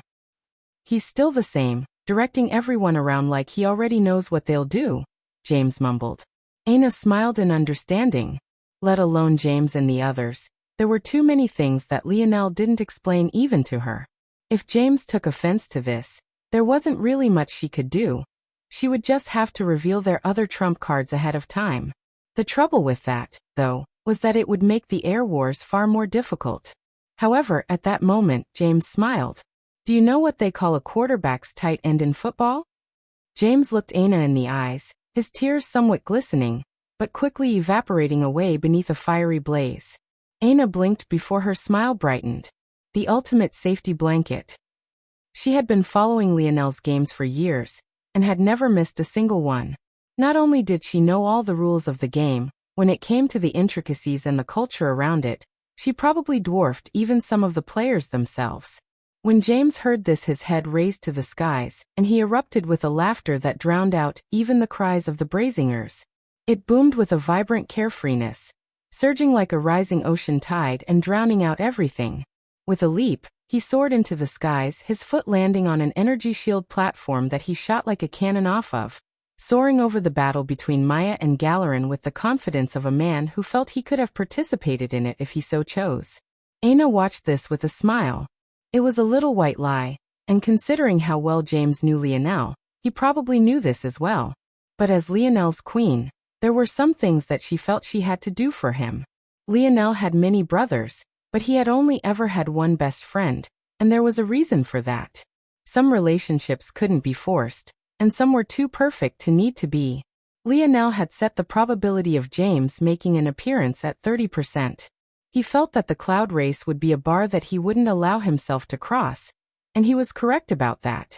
But Aina felt like he wanted that percentage to be much higher. Not for any other reason than that was what he wanted for the man who he had once called friend. Aina could feel that Lionel was becoming more distant from the world, more detached, more indifferent. Even when his brothers had returned to his side, they had been separated for so many years that it was difficult to reaffirm that connection to the same level. And that was honestly because they were missing the glue that had kept them together in the first place. James seemed like an unruly, wild card with barely half a brain in him. But he was probably the person who understood Lionel the most outside of Aina herself. And maybe even in comparison to Aina he knew more. At the same time, James and Lionel were more similar than it seemed, just considering their fathers. With how much Lionel loved his own. If Velasco had the same approach to life that Governor Duke Bennett had, how far would Lionel be from just being a second James? The two of them were the most similar in the things that meant the most, the more dissimilar in, ironically, what was also the most important. Since these two brutes wouldn't take the steps to fix their relationship on their own, it would just have to be up to her. Aina smiled to herself, watching James dive into the battle, and almost immediately force Ellerin into a retreat. Lionel had no idea what Aina had done, but at the moment he was too frustrated to care.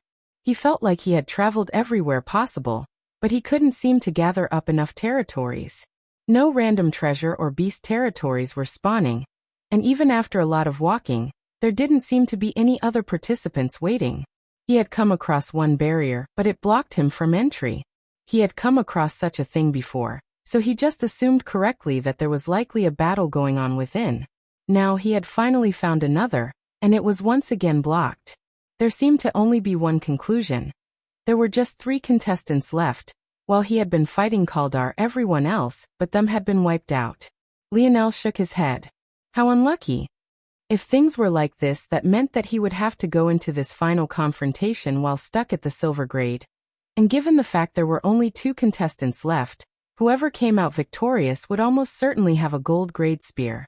Taking a breath and exhaling, Lionel retreated to his territory, then used the orb to lock his barriers down. If he was going to enter this final battle at a disadvantage, he would definitely do it at 100%. What Lionel didn't realize was how truly unlucky he was. Of the 6 strongest competitors, he had actually fought 4 of them, and would now be fighting the 5th. However, due to his actions, everyone else was unlucky as well. Because he had sped up the timeline of the tribulation so greatly, less territories had spawned. And as a result, whereas in the past there would be multiple with gold grade evaluations, this time around, there would only be 1 if Lionel lost this battle, and only 2 if he did manage to gain victory. Lionel collapsed into a pile of soft grass and closed his eyes, taking the first sleep he had in as long as he could remember. He wasn't even sure exactly how long he had been in this tribulation. This sleep would turn out to be invaluable. They say the sleep consolidated everything one had learned during the day. And now, Lionel was consolidating weeks of training, while entering a single deep sleep. Occasionally missing content. Please report errors in time.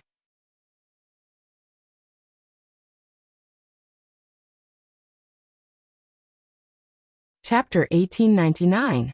Published at 8th of June, 2023, 9:48 and 40 seconds AM. Chapter 1899. Ellerin's ability index. If audio player doesn't work, press stop then play button again. Ellerin reacted quickly to James' appearance. Slide out of the way. James seemed to form his body into a cannonball, wrapping himself in a spherical energy shield as he fell from the skies. The air rushed around him with such speed that it sparked, a rush of fire and explosive force forming as he descended with a faster and faster speed. Boom. Ellerin crossed an arm and his machete across his face, gliding back effortlessly as a wall of concentrated air collided against him. Although he was unhurt, he couldn't help but frown. The addition of yet another variable was annoying. The more this happened, the less he would be able to hold back. What was the cloud race doing exactly? Ellerin glanced toward the battlefield, and a spark of annoyance sparked in his pupils. This was the supposed cloud race? Weren't they supposed to be powerful and unmatched? Why were there so many who seemed capable of fighting them just fine? With another step, Ellerin glided back further, avoiding pursuit with an ease akin to breathing. His gaze darted across the battlefield until he seemed to understand something. Under normal circumstances, the humans of Earth would stand no chance whatsoever. However, in concentrated pockets, scattered across the battlefield, there were small groups led by unconventional figures that seemed to subtly turn the tide. There was a young man with telekinetic abilities, a young woman wreathed in vines and flower. There were 8 young men whose power output was clearly a step above, And they didn't seem to be going all out either.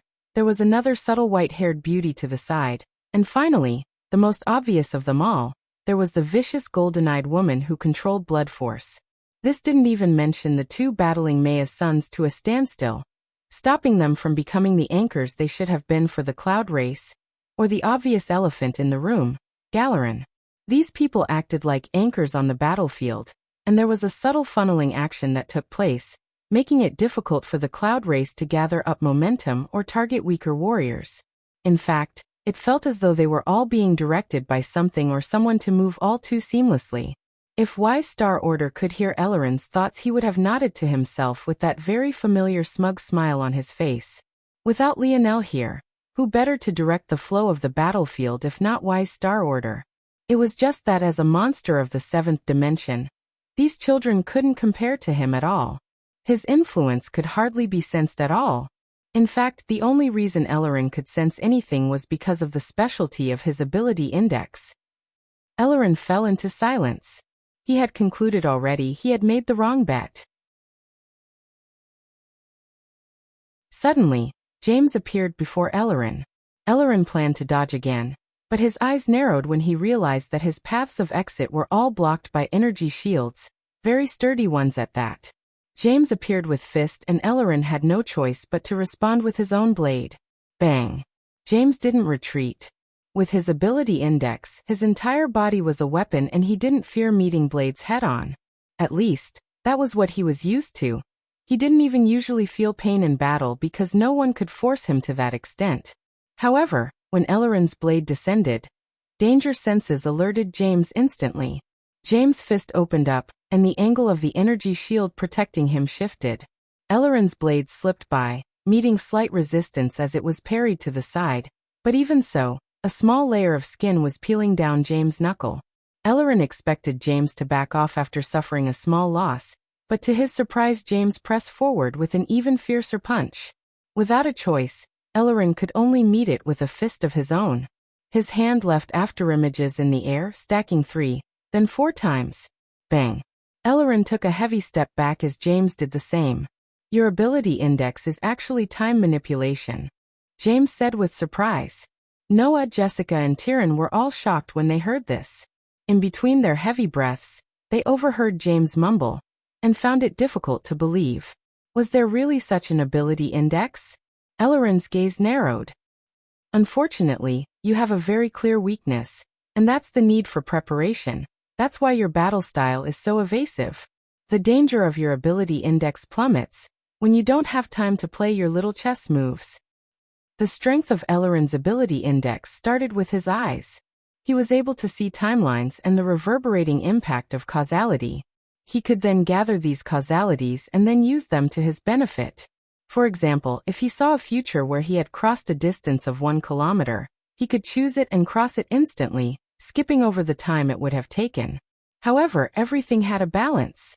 If he wanted to choose a future where he had crossed 1 kilometer, he had to first observe himself crossing that kilometer in said future, and that would take time. Of course, Elleran could accelerate this time, or else his ability index would be useless. However, no matter how fast he accelerated that observation time, it would never be instant. As such, there would always be a lag between him observing the future and enacting it. That was the weakness. Somehow, James had seen through this in a single exchange despite having never fought someone with such an ability index before. Time affinity was probably the rarest of all affinities in existence. To have a time-related ability index was even rarer than that. Elleran could be said to be one of one, a rarer existence than even savants. And yet it still took James just one exchange. It was shocking enough that Elleran spoke his first words. You have innate battle instinct.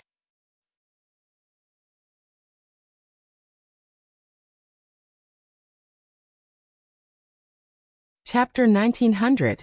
Published at 8th of June, 2023, 9:48 and 27 seconds AM. Chapter 1900. 2. 5x if audio player doesn't work. Press stop then play button again. 5x James picked at his ears. I don't know what that means, but if you're going to fight, I hope you have something better than this. If taking you down is too easy, How am I going to have the face to see the guys again? I need you to make me nice and bloody, preferably half dead. Aina was a long distance away from James' battlefield, supporting the others, but she was still paying keen attention in case anything went wrong. She wasn't entirely certain of how powerful James was, although Lionel had said it would be fine. But hearing him speak like this, her lip couldn't help but twitch. He and Lionel were really too similar, too good at pissing people off, and had mouths that were too smart for their own good. Ellerin didn't say anything to James' words. Innate battle instinct wasn't something that was tangible, or even a widely accepted concept. It was something he had only heard his grandfather talk about. Old Hutch used to say that there were simply some people in existence who had talent in battle that didn't conform with common sense. In truth, James' talent was bound to come out in one way or another. It was clear to everyone by now that the gene assessment wasn't a casual measure taken by the Ascension Empire. They knew that it could point them in the direction of talents that they could then preserve and save from the massacre. 5-star professions were especially rare, even in entertainment professions. On the entire Royal Blue Academy football team, only Lionel and James were 5-star. However, what was confusing was that while Lionel received an S-class evaluation after leaving the Mayan tomb, James only received an class evaluation. Of course, that was still far better than most of Lionel's other teammates that only received C and B class evaluations, but it was a hint disappointing for a 5-star. By now, those evaluations were quite useless as many had evolved far beyond those original markers, but they were still a baseline foundation for denoting potential. What no one could have expected was that the concentration of James' talent wouldn't come from ability index alone, but rather a more amorphous, auxiliary talent that was difficult to pinpoint, a talent buried in his very soul, and one that had been fully unearthed only after he created his own lineage factor, becoming a true spark just like Emna. Ellerin took a breath and exhaled. It was a subtle action, but his demeanor shifted entirely. It seemed that holding back was not an option. In truth, Ellerin had no idea how powerful Emperor Fox was. He was only operating under a possible worst-case scenario. But since things had reached this point, there was simply no avoiding it. He would make one final push. Since the cloud race was useless, he would do it himself. And if he failed, there was no one better at escaping than he was. For Ellerin, with his current speed, crossing a kilometer didn't even take him a single second. In his base state, he could accelerate time by 2 times. Meaning, so long as he bought some time by evading in battle, he could witness the future at twice the speed anyone else experienced the present. After observing the future, he could pick a causality, but things weren't so simple. At best, he could observe 3 causalities at the same time. So if he wanted to layer a punch more than 4 times 1 for his present, and 3 from addition causalities, he would need to reset, and then observe again. And of course, the causalities of others were very blurry to him unless he concentrated, which tied him down to observing only himself and things that acted directly on him. That said, this was just his baseline. This was a level of use that caused no damage to himself, and took no energy whatsoever. He did this as easily as breathing, and he could do it practically forever at no cost to him. And unfortunately for his enemies, this was nowhere near his limit. Let's see how you deal with 4 causalities then, Ellerin said lightly. Suddenly, Ellerin moved and James moved at the same time, both reacting at once as they clashed. The 4-layering of Ellerin's strikes became 5 seamlessly. It was hardly more difficult, almost as though he had gone from sitting on a bench to a brisk walk. James' eyes narrowed. This had already become a battle that Noah and the others couldn't participate in even if they wanted. Bang, bang, bang. The 2 crossed blades and fists, dancing across the ruins of the palace as they glided around pillars and hard marble stone. How about 6? Ellerin asked softly. The pressure increased once again. 7 Ellerins danced around James, each one just as real as the last. James grinned an ugly grin. He had asked for this, and Ellerin didn't seem to hesitate to deliver. His own aura flourished, pieces of solidified energy shields slamming into place as they formed a radiant white gold armor dancing with complex runes. He blasted out a punch, but what was shocking was that the very force of the punch solidified a distance away, crumbling 2 of Ellerin's causalities. How about 10? James felt several punches collide with him, rattling his inner organs. Ellerin danced, his machete leaving elegant, curved streaks in the air. He seemed like a completely different person, his fierce attacks carrying shades of his grandfather as he pressed forward with greater and greater ferocity. James countered, but he quickly found himself on the back foot. He didn't feel like he was fighting one person. It felt like he was fighting 11, all of them just as powerful. Ellerin's power seemed to have almost tripled in an instant. Ellerin, a man who didn't speak much to begin with, seemed to have been truly triggered by James' words. He saw this as a battle for his parents, but not only were his allies nothing more than walking clowns, this nobody wanted to crack jokes. In that case he would crack jokes too. How about 5x acceleration? The voice came in layers, echoing through the curtains of time-of-space. It seemed to touch on the past, present and future, linking them into one.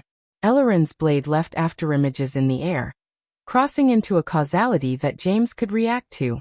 PCHU. The machete seemed to pass through the plate armor on James' shoulder, ripping into his collarbone.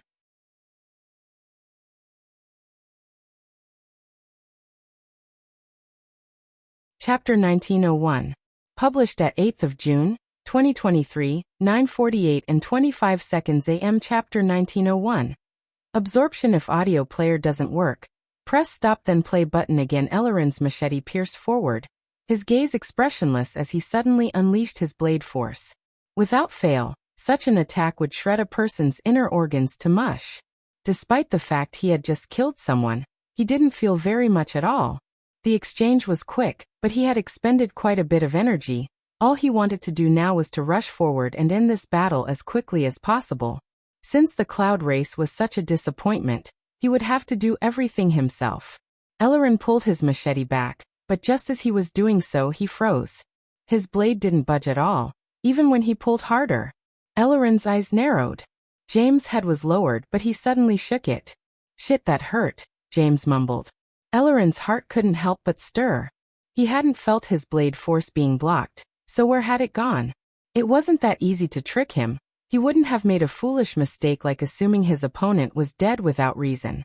Suddenly, Ellerin released a low hum and his body seemed to vibrate, becoming blurry. Several causalities stacked atop of one another, and he pulled, finally, releasing his blade from James' shoulder as he slid backward, extending some distance between them. To his surprise, though James' shoulder didn't gush with blood, even though the wound showed no signs of closing. If one had to describe it, it was as though he had poured epoxy into the hole in his shoulder, leaving a glistening and clear gap that stopped his blood from flowing. James shook his head and exhaled. He had to admit that he had bitten off quite a lot this time, but he didn't feel very much fear at all. In fact, he grinned. His head rose and a malevolent color exuded from his irises, his broad shoulders trembling. No one really thought about what those with the Energy Shield Ability Index used to form their shields. It seemed to just happen, and most often it was nothing special, just a condensing of neutral force. However, James had realized that his ability wasn't so simple. If the Energy Shield Ability Index was broken down, its fundamental strength was in solidifying force so that it could be used as a defensive measure. A step deeper than that, and it was a force manipulation type of ability index, with a thought he could force force to act as he wanted it to. A step deeper than that, and he could change the fundamental structure of force itself to make it sturdier. A step deeper than that, and he could change the structure of force to make it do whatever he wanted it to do. Neutral force, as Lionel had long since learned, was the perfect balance of all forces in existence. No, more accurately, the usual neutral force everyone was used to wasn't quite a perfect balance. It was rather pure neutral force that could be considered this absolute perfect balance. And it was precisely this force that James had learned to control. No matter what force it was, he could assimilate it. He had taken the tier 4 of his ability index to the absolute extreme, allowing him to. James pointed forward with a finger, and a great surge of blade force manifested and shot out in a concentrated beam. More concentrated than even Ellerin himself could make it. More concentrated than maybe anyone on Earth could make it. Bang! It shattered the sound barrier no more than a centimeter from the tip of his finger, accelerating so fast that it appeared before Ellerin before he could blink even once. Ellerin's heart skipped a beat. He pushed his time acceleration to 3x, just barely managing to dodge to the side. However, as he did, a fist appeared before his face. Ellerin realized for the first time that there was no lane to dodge, and he didn't have the time to raise his machete. Bang! Ellerin's face twisted and one of his teeth cracked. His neck spun to the side and his body was sent flying backward, the harsh winds he experienced almost twisting his pristine white tracksuit to pieces. James landed nearby, looking down at his fist. Even in that situation, he had felt that his knuckles were on the verge of cracking. It seemed that Ellerin could use his ability index even for defense despite the situation. It was versatile indeed. Ellerin spun through the air, landing harshly on his feet, and leaving 2 deep trenches in his wake, as he was forced to retreat again and again. James shook his head, then looked down at the wound in his shoulder. Do you think that this is enough? Or do I need to let you stab me a few more times? Ellerin pupils constricted. Forget it. If I let any more of this happen, they'll think I went Hollywood and forgot my roots. James looked up from his wound and stretched out a hand, and a small vortex of force formed before wildly spreading. Ellerin couldn't even react before the spreading dome of energy passed through him. But when he looked down, he didn't seem to be harmed at all. There were 5 tiers of the Energy Shield Ability Index: Partiality, Misdirection, Nullification, Reflection, and Amplification. As usual, the last tier was restricted to savants only. The first tier partially blocked attacks, the second could misdirect them, the third could fully nullify them, and the last could reflect them. With James' level of control, he even directly absorbed Ellerin's force, only releasing it when he felt like it. He had brought reflection to its utmost limits. However, this wasn't his limit in the slightest.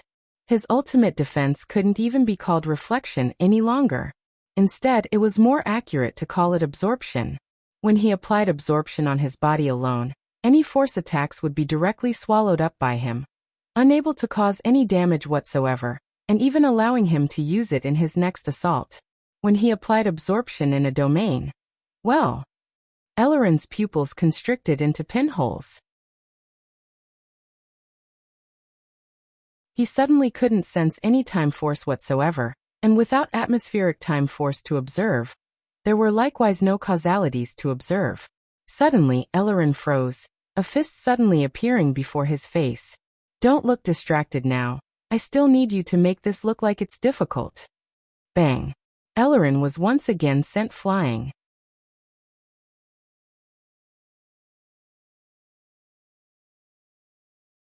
Chapter 1902. Published at 8th of June, 2023, 9:48 and 6 seconds AM. Chapter 1902. Annoying if audio player doesn't work. Press stop then play button again. James unleashed a concussive barrage, his violent assault practically leaving craters all across Ellerin's body.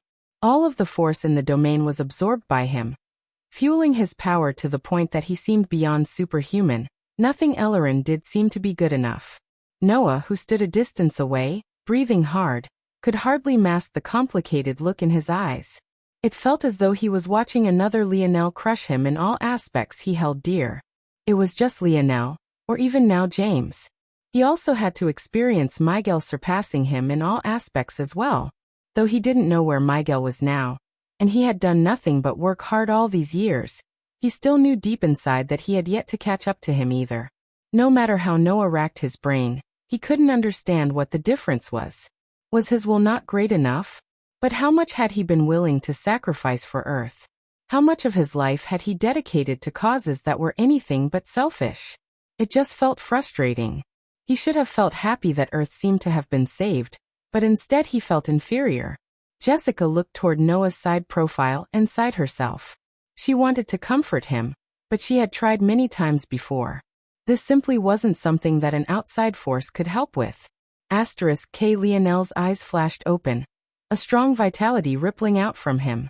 With just a single breath, he felt as though he had been revitalized.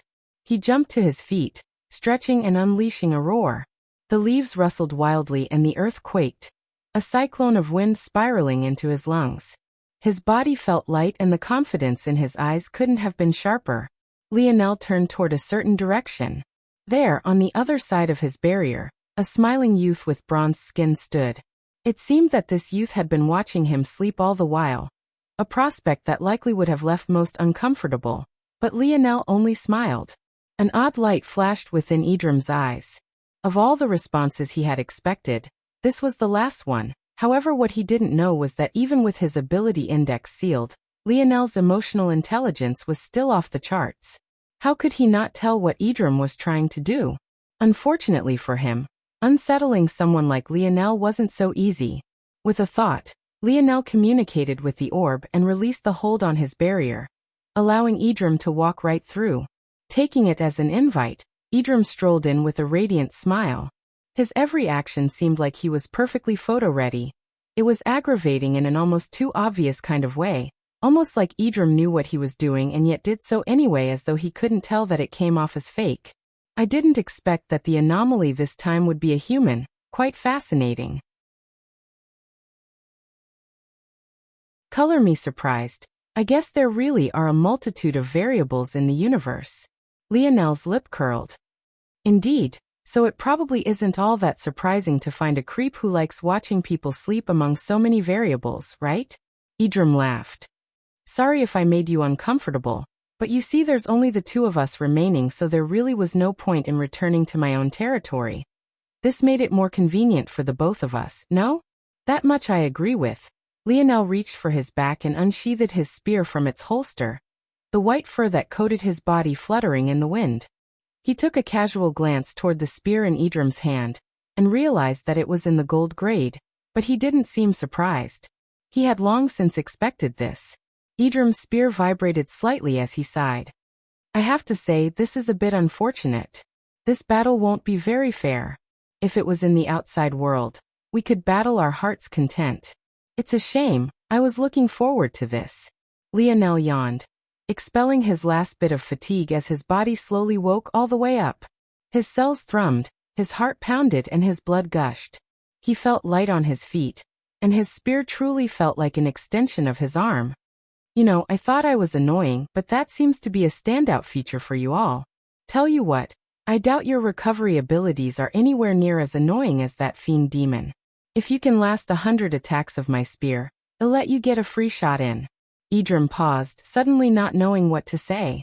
If Lionel was going to say something like, should he have chosen a lower number? Also, what did free shot mean? Shouldn't he have said that he would willingly give up? Was he just trying to toy with him? What he didn't know was that Lionel was dead serious. Idrim didn't stand a chance against him. Lionel's figure suddenly rippled, and he vanished.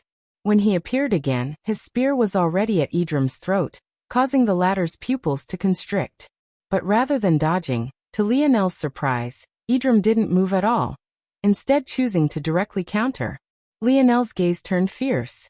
Swift. Idrim sensed that something was wrong and hurried change tactics, diving to the side. Shying. The sound of blades sharpening echoed through the air, but moments later, a harsh ripping sound replaced it. Idrim rolled to the side, popping up to his feet and hurriedly retreating. When he came to a stop, he slowly dodged his neck. He felt something moist that caused him to freeze, not quite believing it. But when he slowly brought it to his line of sight, there was a drizzle of bronze-gold blood running down his fingers, dripping down the length of his finger and falling to the ground. Lionel flicked his wrist and the blood that had coated his blade rushed out, tearing a hole through a nearby tree.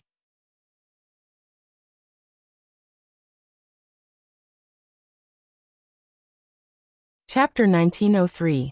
Published at 8th of June, 2023, 9:48 and 5 seconds AM. Chapter 1903. Hard if audio player doesn't work. Press stop then play button again. Lionel glanced at this blood for a moment. He had felt the heft of it weighing down his spear, so he had gotten rid of it. That blood would be quite annoying to deal with. Not only was it incredibly heavy, but it was sticky and viscous, latching onto the metal of his blade, and seemingly trying to corrode it as well. If not for his spear force, that would have already happened. Interesting. Lionel smiled. Idrim had long fallen into silence, the small crater his blood left in the ground resting in the periphery of his sight. Lionel hopped just once and suddenly shot forward. He didn't have the patience to wait for Idrim to think his way through this existential crisis. Human, rapax, nomad, cloud, dwarven or spiritual, none of it mattered to him. Anyone who stood in his way would taste his blade. A radiant bronze aura formed around Idrim as he looked up, his smile vanishing, replaced by a steely cold gaze. However, in the face of it, Lionel's smile only brightened. "Is that your real face? Show me more of it." Bang. Their spears crossed once before they separated and went at it again. Idrim's senses were sharp, and he seemed to respond to every one of Lionel's attempts in kind. When Lionel's spear separated into three, his separated into three as well. When Lionel swung the butt of his spear forward, so did he. When Lionel spun his spear and geared up his momentum, so did he. It didn't seem like he was trying to follow the path of the cloud race, but rather trying to attack Lionel's psyche. Even so, Lionel's smile never faded. Suddenly, Lionel's spear split into 4, then 5, then 6, then 7. Every time Idrim matched him, he took another step forward, edging the battlefield as though he was making sweet love to it. Everything about the smile on his face, to the fluid shifts between attacks and defense, between lunges and retreats, between thrusts and slices, was absolutely seamless. Lionel truly learned how fun it was to fight without having to think. He couldn't see 10, 20 or even 100 moves ahead like he could usually. In fact, he could barely see 3. However, these 3 moves were like they were ingrained into his very bones, as though he already knew how to react to them without having to deduce at all. He could entirely focus on the feeling of his blade gliding through the air, the sound of his spear force splitting the wind, the echo of a clash of blades. It was therapeutic in a way he had never experienced before. An escape from any and everything. His style was absolutely suffocating. His spear came from any and everywhere, until it suddenly began to come from any time as well.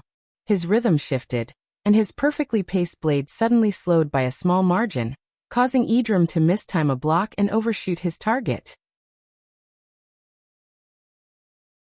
Lionel's blade snaked through and pierced through his collarbone, pulling back just as Idrim swung back to counter and thrusting forward with a strike that was twice as fast as any of his other strikes, piercing the other side of Idrim's collarbone. Any normal human would experience both of their arms becoming useless at this point. But Idrim only clenched his jaw, a mysterious power brandishing his spear with the same ease as he had previously. The bronze aura around him grew and the heaviness of Lionel's spear seemed to increase. Lionel looked down at his blade. It was becoming unruly and difficult to control. He slid back, dodging out of the way of Idrim's counter and slipping it. He took a strong step forward, ducking under Idrim's thrusting blade and closing the distance. He made a move to raise his spear and end the battle, but at that moment Idrim's gaze seemed to blaze with life. The blood that coated Lionel's spear became hundreds of times heavier. Lionel had so much of his weight leaning forward to complete his attack that it was too difficult to stop the momentum, especially given its suddenness. Lionel hadn't considered the possibility that a spiritual could control their body parts outside of themselves. It was too easy to get caught off guard when you couldn't think of millions of possibilities at once. Idrim's knee drove up with an incredible amount of force, and Lionel seemed to present his jaw to him. A sickening crack echoed and Lionel felt his brain rattle. The heaviness of Idrim's blood was nothing compared to the heaviness of his body. If it wasn't because Idrim had to hurriedly take the opportunity and couldn't grab a hold of a solid foundation, Lionel's head would have likely exploded like a watermelon with that single exchange. Lionel's teeth cracked and his jaw broke into at least 3 pieces. His head was driven upward as though Idrim was trying to rip it from his shoulders with that single knee.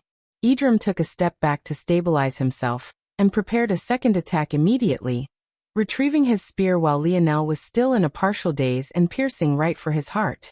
Lionel's brain continued to rattle around in his head, but a faint voice in his head told him that if he didn't get a hold of himself immediately he would die here. Falling into a daze in the middle of battle was the greatest taboo. If it wasn't for the fact their true strength was suppressed here, these last few split seconds would have already been enough for his life to be severed. However, no matter how hard he tried, he couldn't seem to. Without his ability index, he couldn't take forceful control of his body without active participation of his brain. And right now it might as well have been mush. Just move to the side, something, anything. The roaring echo of Lionel's soul seemed to reverberate through the dimensions, a burst of a violet aura pulsing to life around him. Suddenly he could see, but it wasn't through the blurriness of his eyes, but rather through the tip of his spear. As Idrim thrust forward with victory in his eyes, Lionel's spear seemed to move as though it had a mind of its own, being guided not by his hand, but rather the will that pulsed from his heart. "PCHU." Idrim froze, looking down at his chest, the butt of Lionel's silver-grade spear jetting out of it.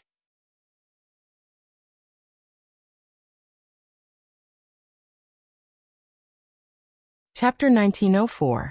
Published at 8th of June, 2023, 9:48 and 2 seconds AM. Chapter 1904.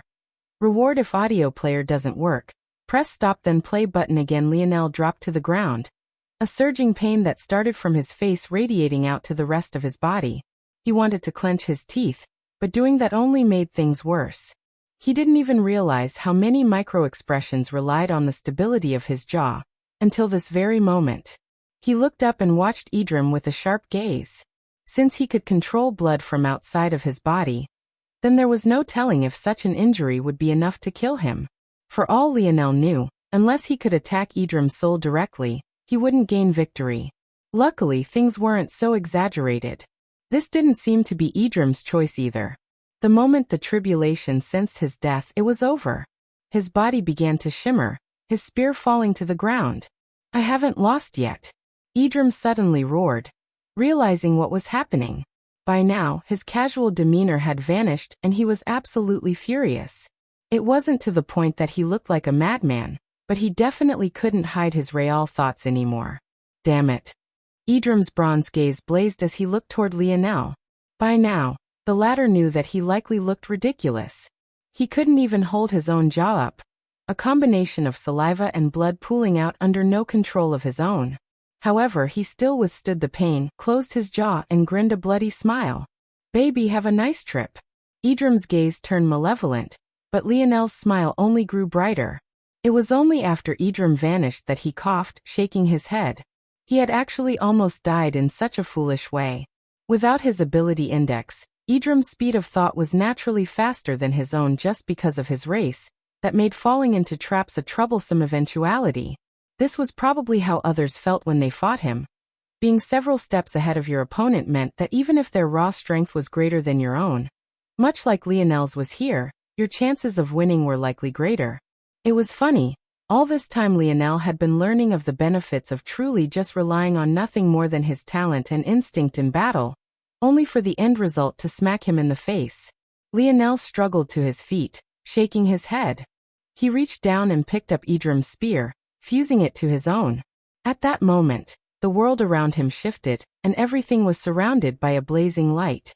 Lionel could feel that the pain wreaking havoc in his body was slowly vanishing. By the time he couldn't see anything remaining, the pain was entirely gone. When he appeared once again, he stood in the depths of the spear domain.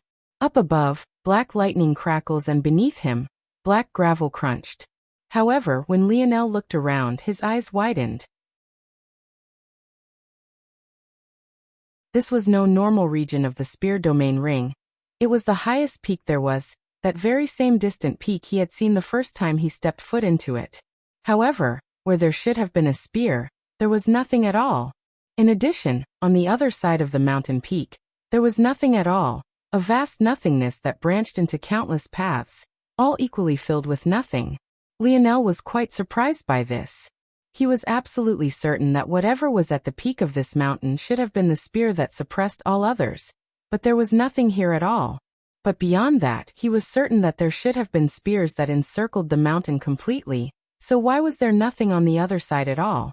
Lionel turned around, but just as expected, all of the spears that he was used to were still there.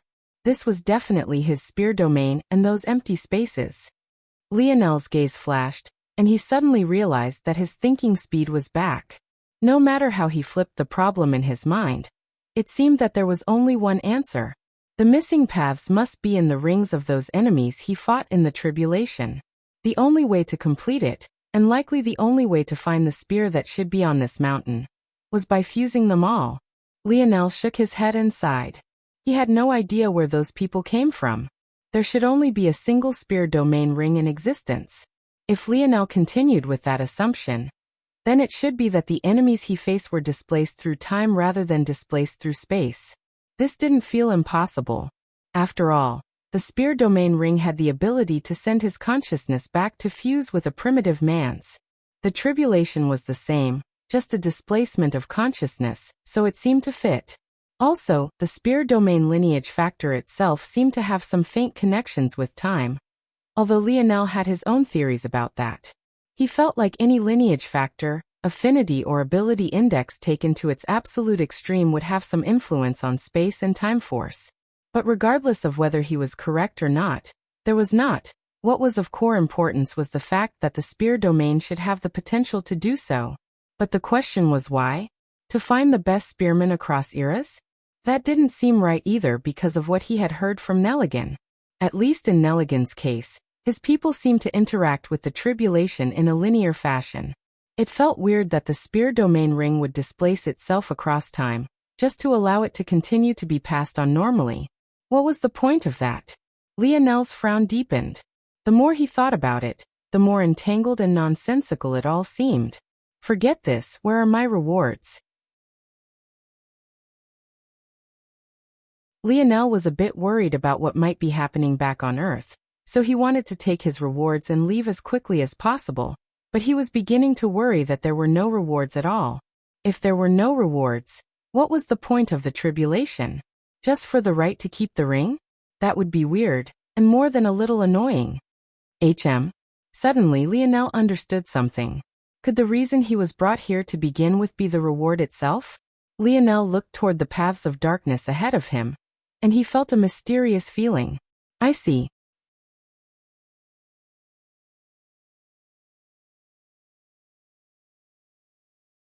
Chapter 1905. Published at 8th of June, 2023, 9:47 and 58 seconds AM. Chapter 1905. Regret if audio player doesn't work. Press stop then play button again. Lionel understood. The reward was these paths. Using his placement in exchange, he had the ability to connect his spear domain to more paths. He wasn't sure what extra rewards would come with doing so, but he was sure that they couldn't be bad. Lionel didn't hurry to establish any connections, instead scanning them one by one. He realized that they weren't all created equal. In fact, the vast majority of them were what he would call dormant, as though he could have established a connection with them whenever he wanted without having to worry about passing the tribulation first. Though of course he would have had to have the strength to walk to the top of this peak to begin with, something he was quite far from doing. Suddenly, something sparked within Lionel's dreamscape. Could this have something to do with the oddity that occurred in the spear domain ring before? The one that brought the tribulation forward for him? A flickering light couldn't help but dance in Lionel's eyes for a while, until he eventually shook his head. It would be a waste to use his rewards on these dormant paths. Lionel had a feeling that the point of his reward, and even maybe why Idrim had been so infuriated, was because of these rewards right here. What he should be targeting weren't the dormant ones, but the paths that had some resistance to them. Lionel felt that there was a limited number that he could take under his wing. Given his performance, the amount that he could ignore the resistance of was quite high, but there were exactly 6 of them that had a great amount of resistance despite this. And beyond there were about a dozen others that Lionel felt that even with his rewards, it was absolutely impossible to budge them. His eyes couldn't help but narrow. His performance was definitely the very best it could have been. He didn't think that it was possible to do any more. In fact, Lionel was actually understating his performance. Of the 6 most resistant, aside from the dozen or so he couldn't budge at all, he had defeated 5 of them directly. Compared to others in his field, his performance wasn't just excellent, it was beyond excellent. A gold grade evaluation simply wasn't able to cover it. That was when Lionel remembered something Urukai had called him, a suppressor. That title seemed to make it quite obvious that those with different tiers of spear force were sent to different tribulations. If he had allowed his spear force to enter the 6th dimension, he would have faced off against others with 6th-dimensional spear force, and the hill he had to climb to reach this point would have been both steeper and taller. that seemed to suggest that the paths he couldn't budge at all came from those taking higher-tier tribulations. Lionel's gaze narrowed and he ignored them, turning back to the strong 6. These ones were hard to budge, but it was possible. These 6 would have to be his target, namely this one. Lionel's gaze landed on the strongest of the 6. It wasn't by a large margin, minimal, even. However, Lionel was confident in his senses. This was definitely the one, and there was a better than 80% chance that this one was Idrim's. Lionel grinned. He's gonna be pissed. Good. With a sudden sharp gaze, a radiant spear crown appeared around Lionel's head, wafting with billowing clouds of violet and sharp golden spear blades. All at once, an enormous spear blade formed above Lionel's head and pierced forward with a blazing speed. Shoo! The rumbling thunder above seemed to react and surged forward as well. At that moment, in the vast emptiness, the vague outline of another peak formed. What was especially odd was that Lionel had the feeling that he was looking in the mirror, but the main difference was that rather than looking at himself, he was looking at the malevolent gaze of Idrim. The latter looked as though he was trying to bore a hole through Lionel's forehead. Crack. A small pane of glass separating the two cracked and the image of Idrim twisted. Not enough, one more, Lionel thought to himself, gearing up for another strike. Right then, there was a sudden change. The cracked glass quickly reformed itself, and Idrim's figure vanished. In his place, an older man that seemed to be about 40 or 50 years old appeared in his stead. At a single glance, Lionel could only describe him as a Greek god. The man was absolutely perfect in all aspects. Even the infrequent strands of gray hair only seemed to make him look more noble. Child, I advise you to understand your limits. Lionel blinked. This was possible too? Wasn't this cheating? If you just switched owners of the ring at the last moment to a stronger person, then wouldn't you always be able to protect your territory from being snatched? Where was the justice? Where's that old man when I need him? Lionel mumbled. No, there shouldn't be such a blatant loophole. I don't believe it. Lionel's gaze narrowed and an even large spear blade formed above his head, the rattling of the lightning above gathering momentum as well. With a flash of his irises, it surged forward, completely ignoring the older gentleman. The expression of the middle-aged man turned to one of fury as well, but interestingly enough, he didn't move a single inch, and soon Lionel understood why. The spear passed right through where the shattered glass should have been, appearing before the old man and passing right through him as well. At first, Lionel thought that nothing had happened, but soon the peak the older man stood upon split into two, trembling and then collapsing entirely. The man continued to look at Lionel, his expression as dark as could be. You will regret this, he said lightly. Doubt it, Lionel said with a smile and wave.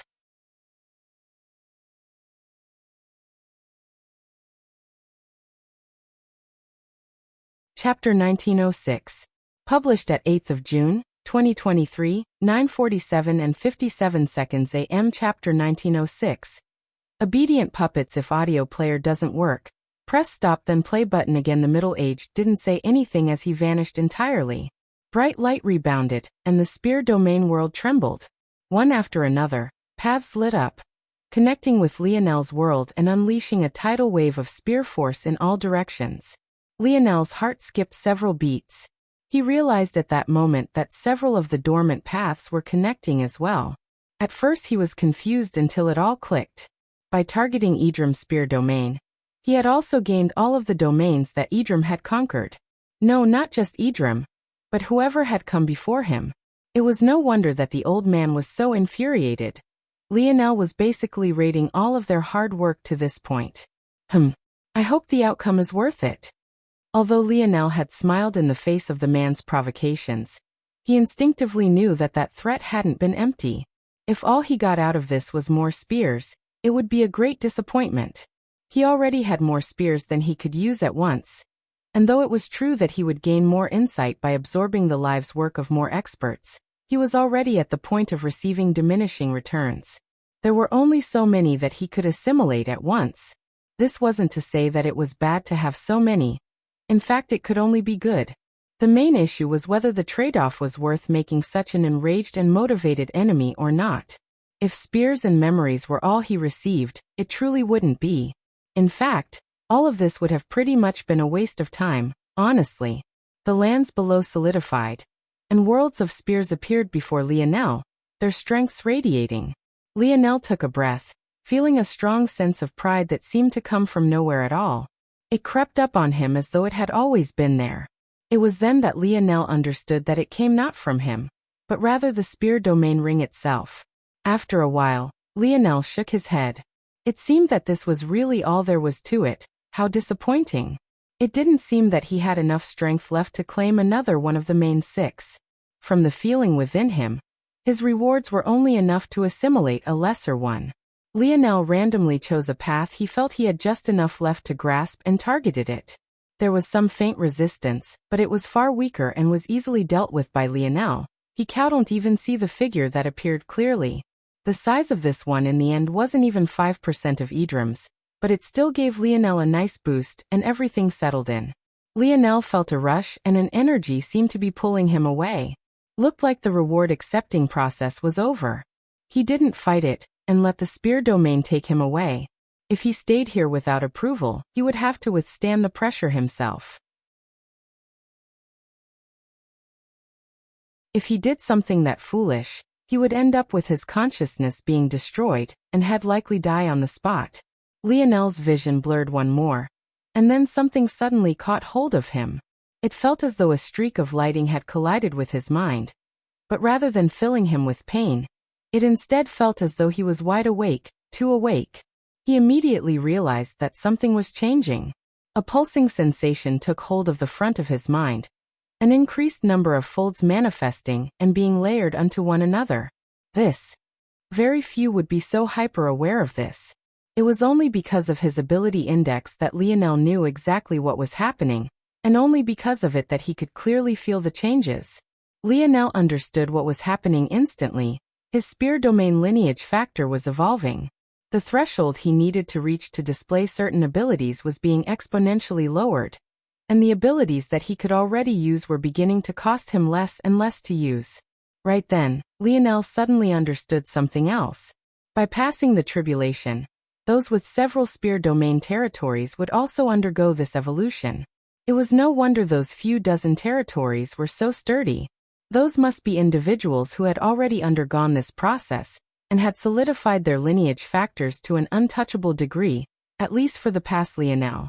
The location was the middle of the battlefield, and all seemed to have entered a defined ending. However, at that moment, the sound of a sharpening blade echoed out in all directions. Shine. Shine. Shine. Aina's hand lifted of its own accord, the ring on her finger levitating into the air, until the golden silhouette of a nude figure appeared in the skies. He seemed to be formed entirely of spear force, his body itself exuding a majestic might capable of cutting anything in two. There was no lack of gazes that turned in that direction, the aura that radiated out from it feeling suffocating to an impossible degree. Suddenly, a line of spear force exploded forth, severing the earth beneath and the skies above. Unfortunately, the result of this was absolutely shocking. The formation stabilized by the flagship itself was cut in two as though it was nothing more than wet paper, torn to shreds beneath this power. Ruorer. Lionel roared into the skies, gripping his fists as the golden lights that surrounded him concentrated into a radiant crown that rotated about his forehead. Maya was still exchanging a flurry of blows with Galerin, both strained and bloody. It looked as though neither would be satisfied until they both died. But the moment Maya saw this, her gaze flashed. Retreat! She roared at the top of her lungs. Lionel levitated in the skies in a daze, his eyes unfocused as his aura continued to rise.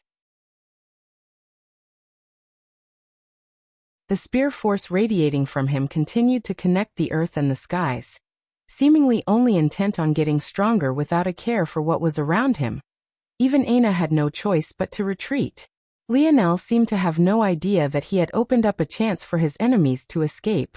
In an unknown location, a roar laced with far more fury was echoing. Idrim drove his fist into a pillar that must have been at least 100 meters deep in diameter, shattering what had stood for countless years in just a single blow. Not far away, a familiar middle-aged man stood in silence, his expression dark as well. The loss of the spear domain ring wasn't just a matter of a lost treasure. It was a loss of countless generations of hard work. Losing it was a slap to the face of every warrior that had come before them.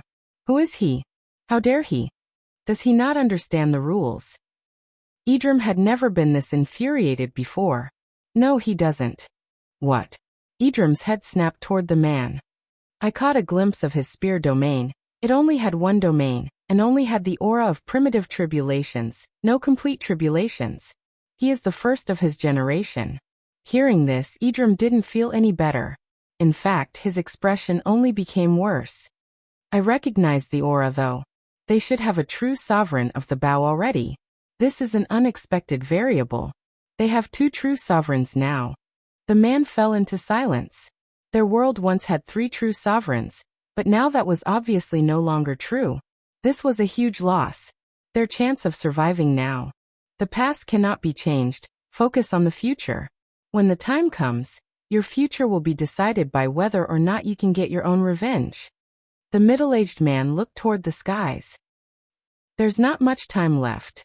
Right now we can only be obedient puppets. That you're tuning in to the Lee May's Sword of Destiny YouTube channel. We're so grateful for your support, and don't forget to subscribe to join us on this incredible journey through captivating stories. Your generosity through donations truly makes a world of difference, as it's the primary source of revenue that allows me to expand and enhance this channel for you. Thank you from the bottom of my heart for being a part of this adventure.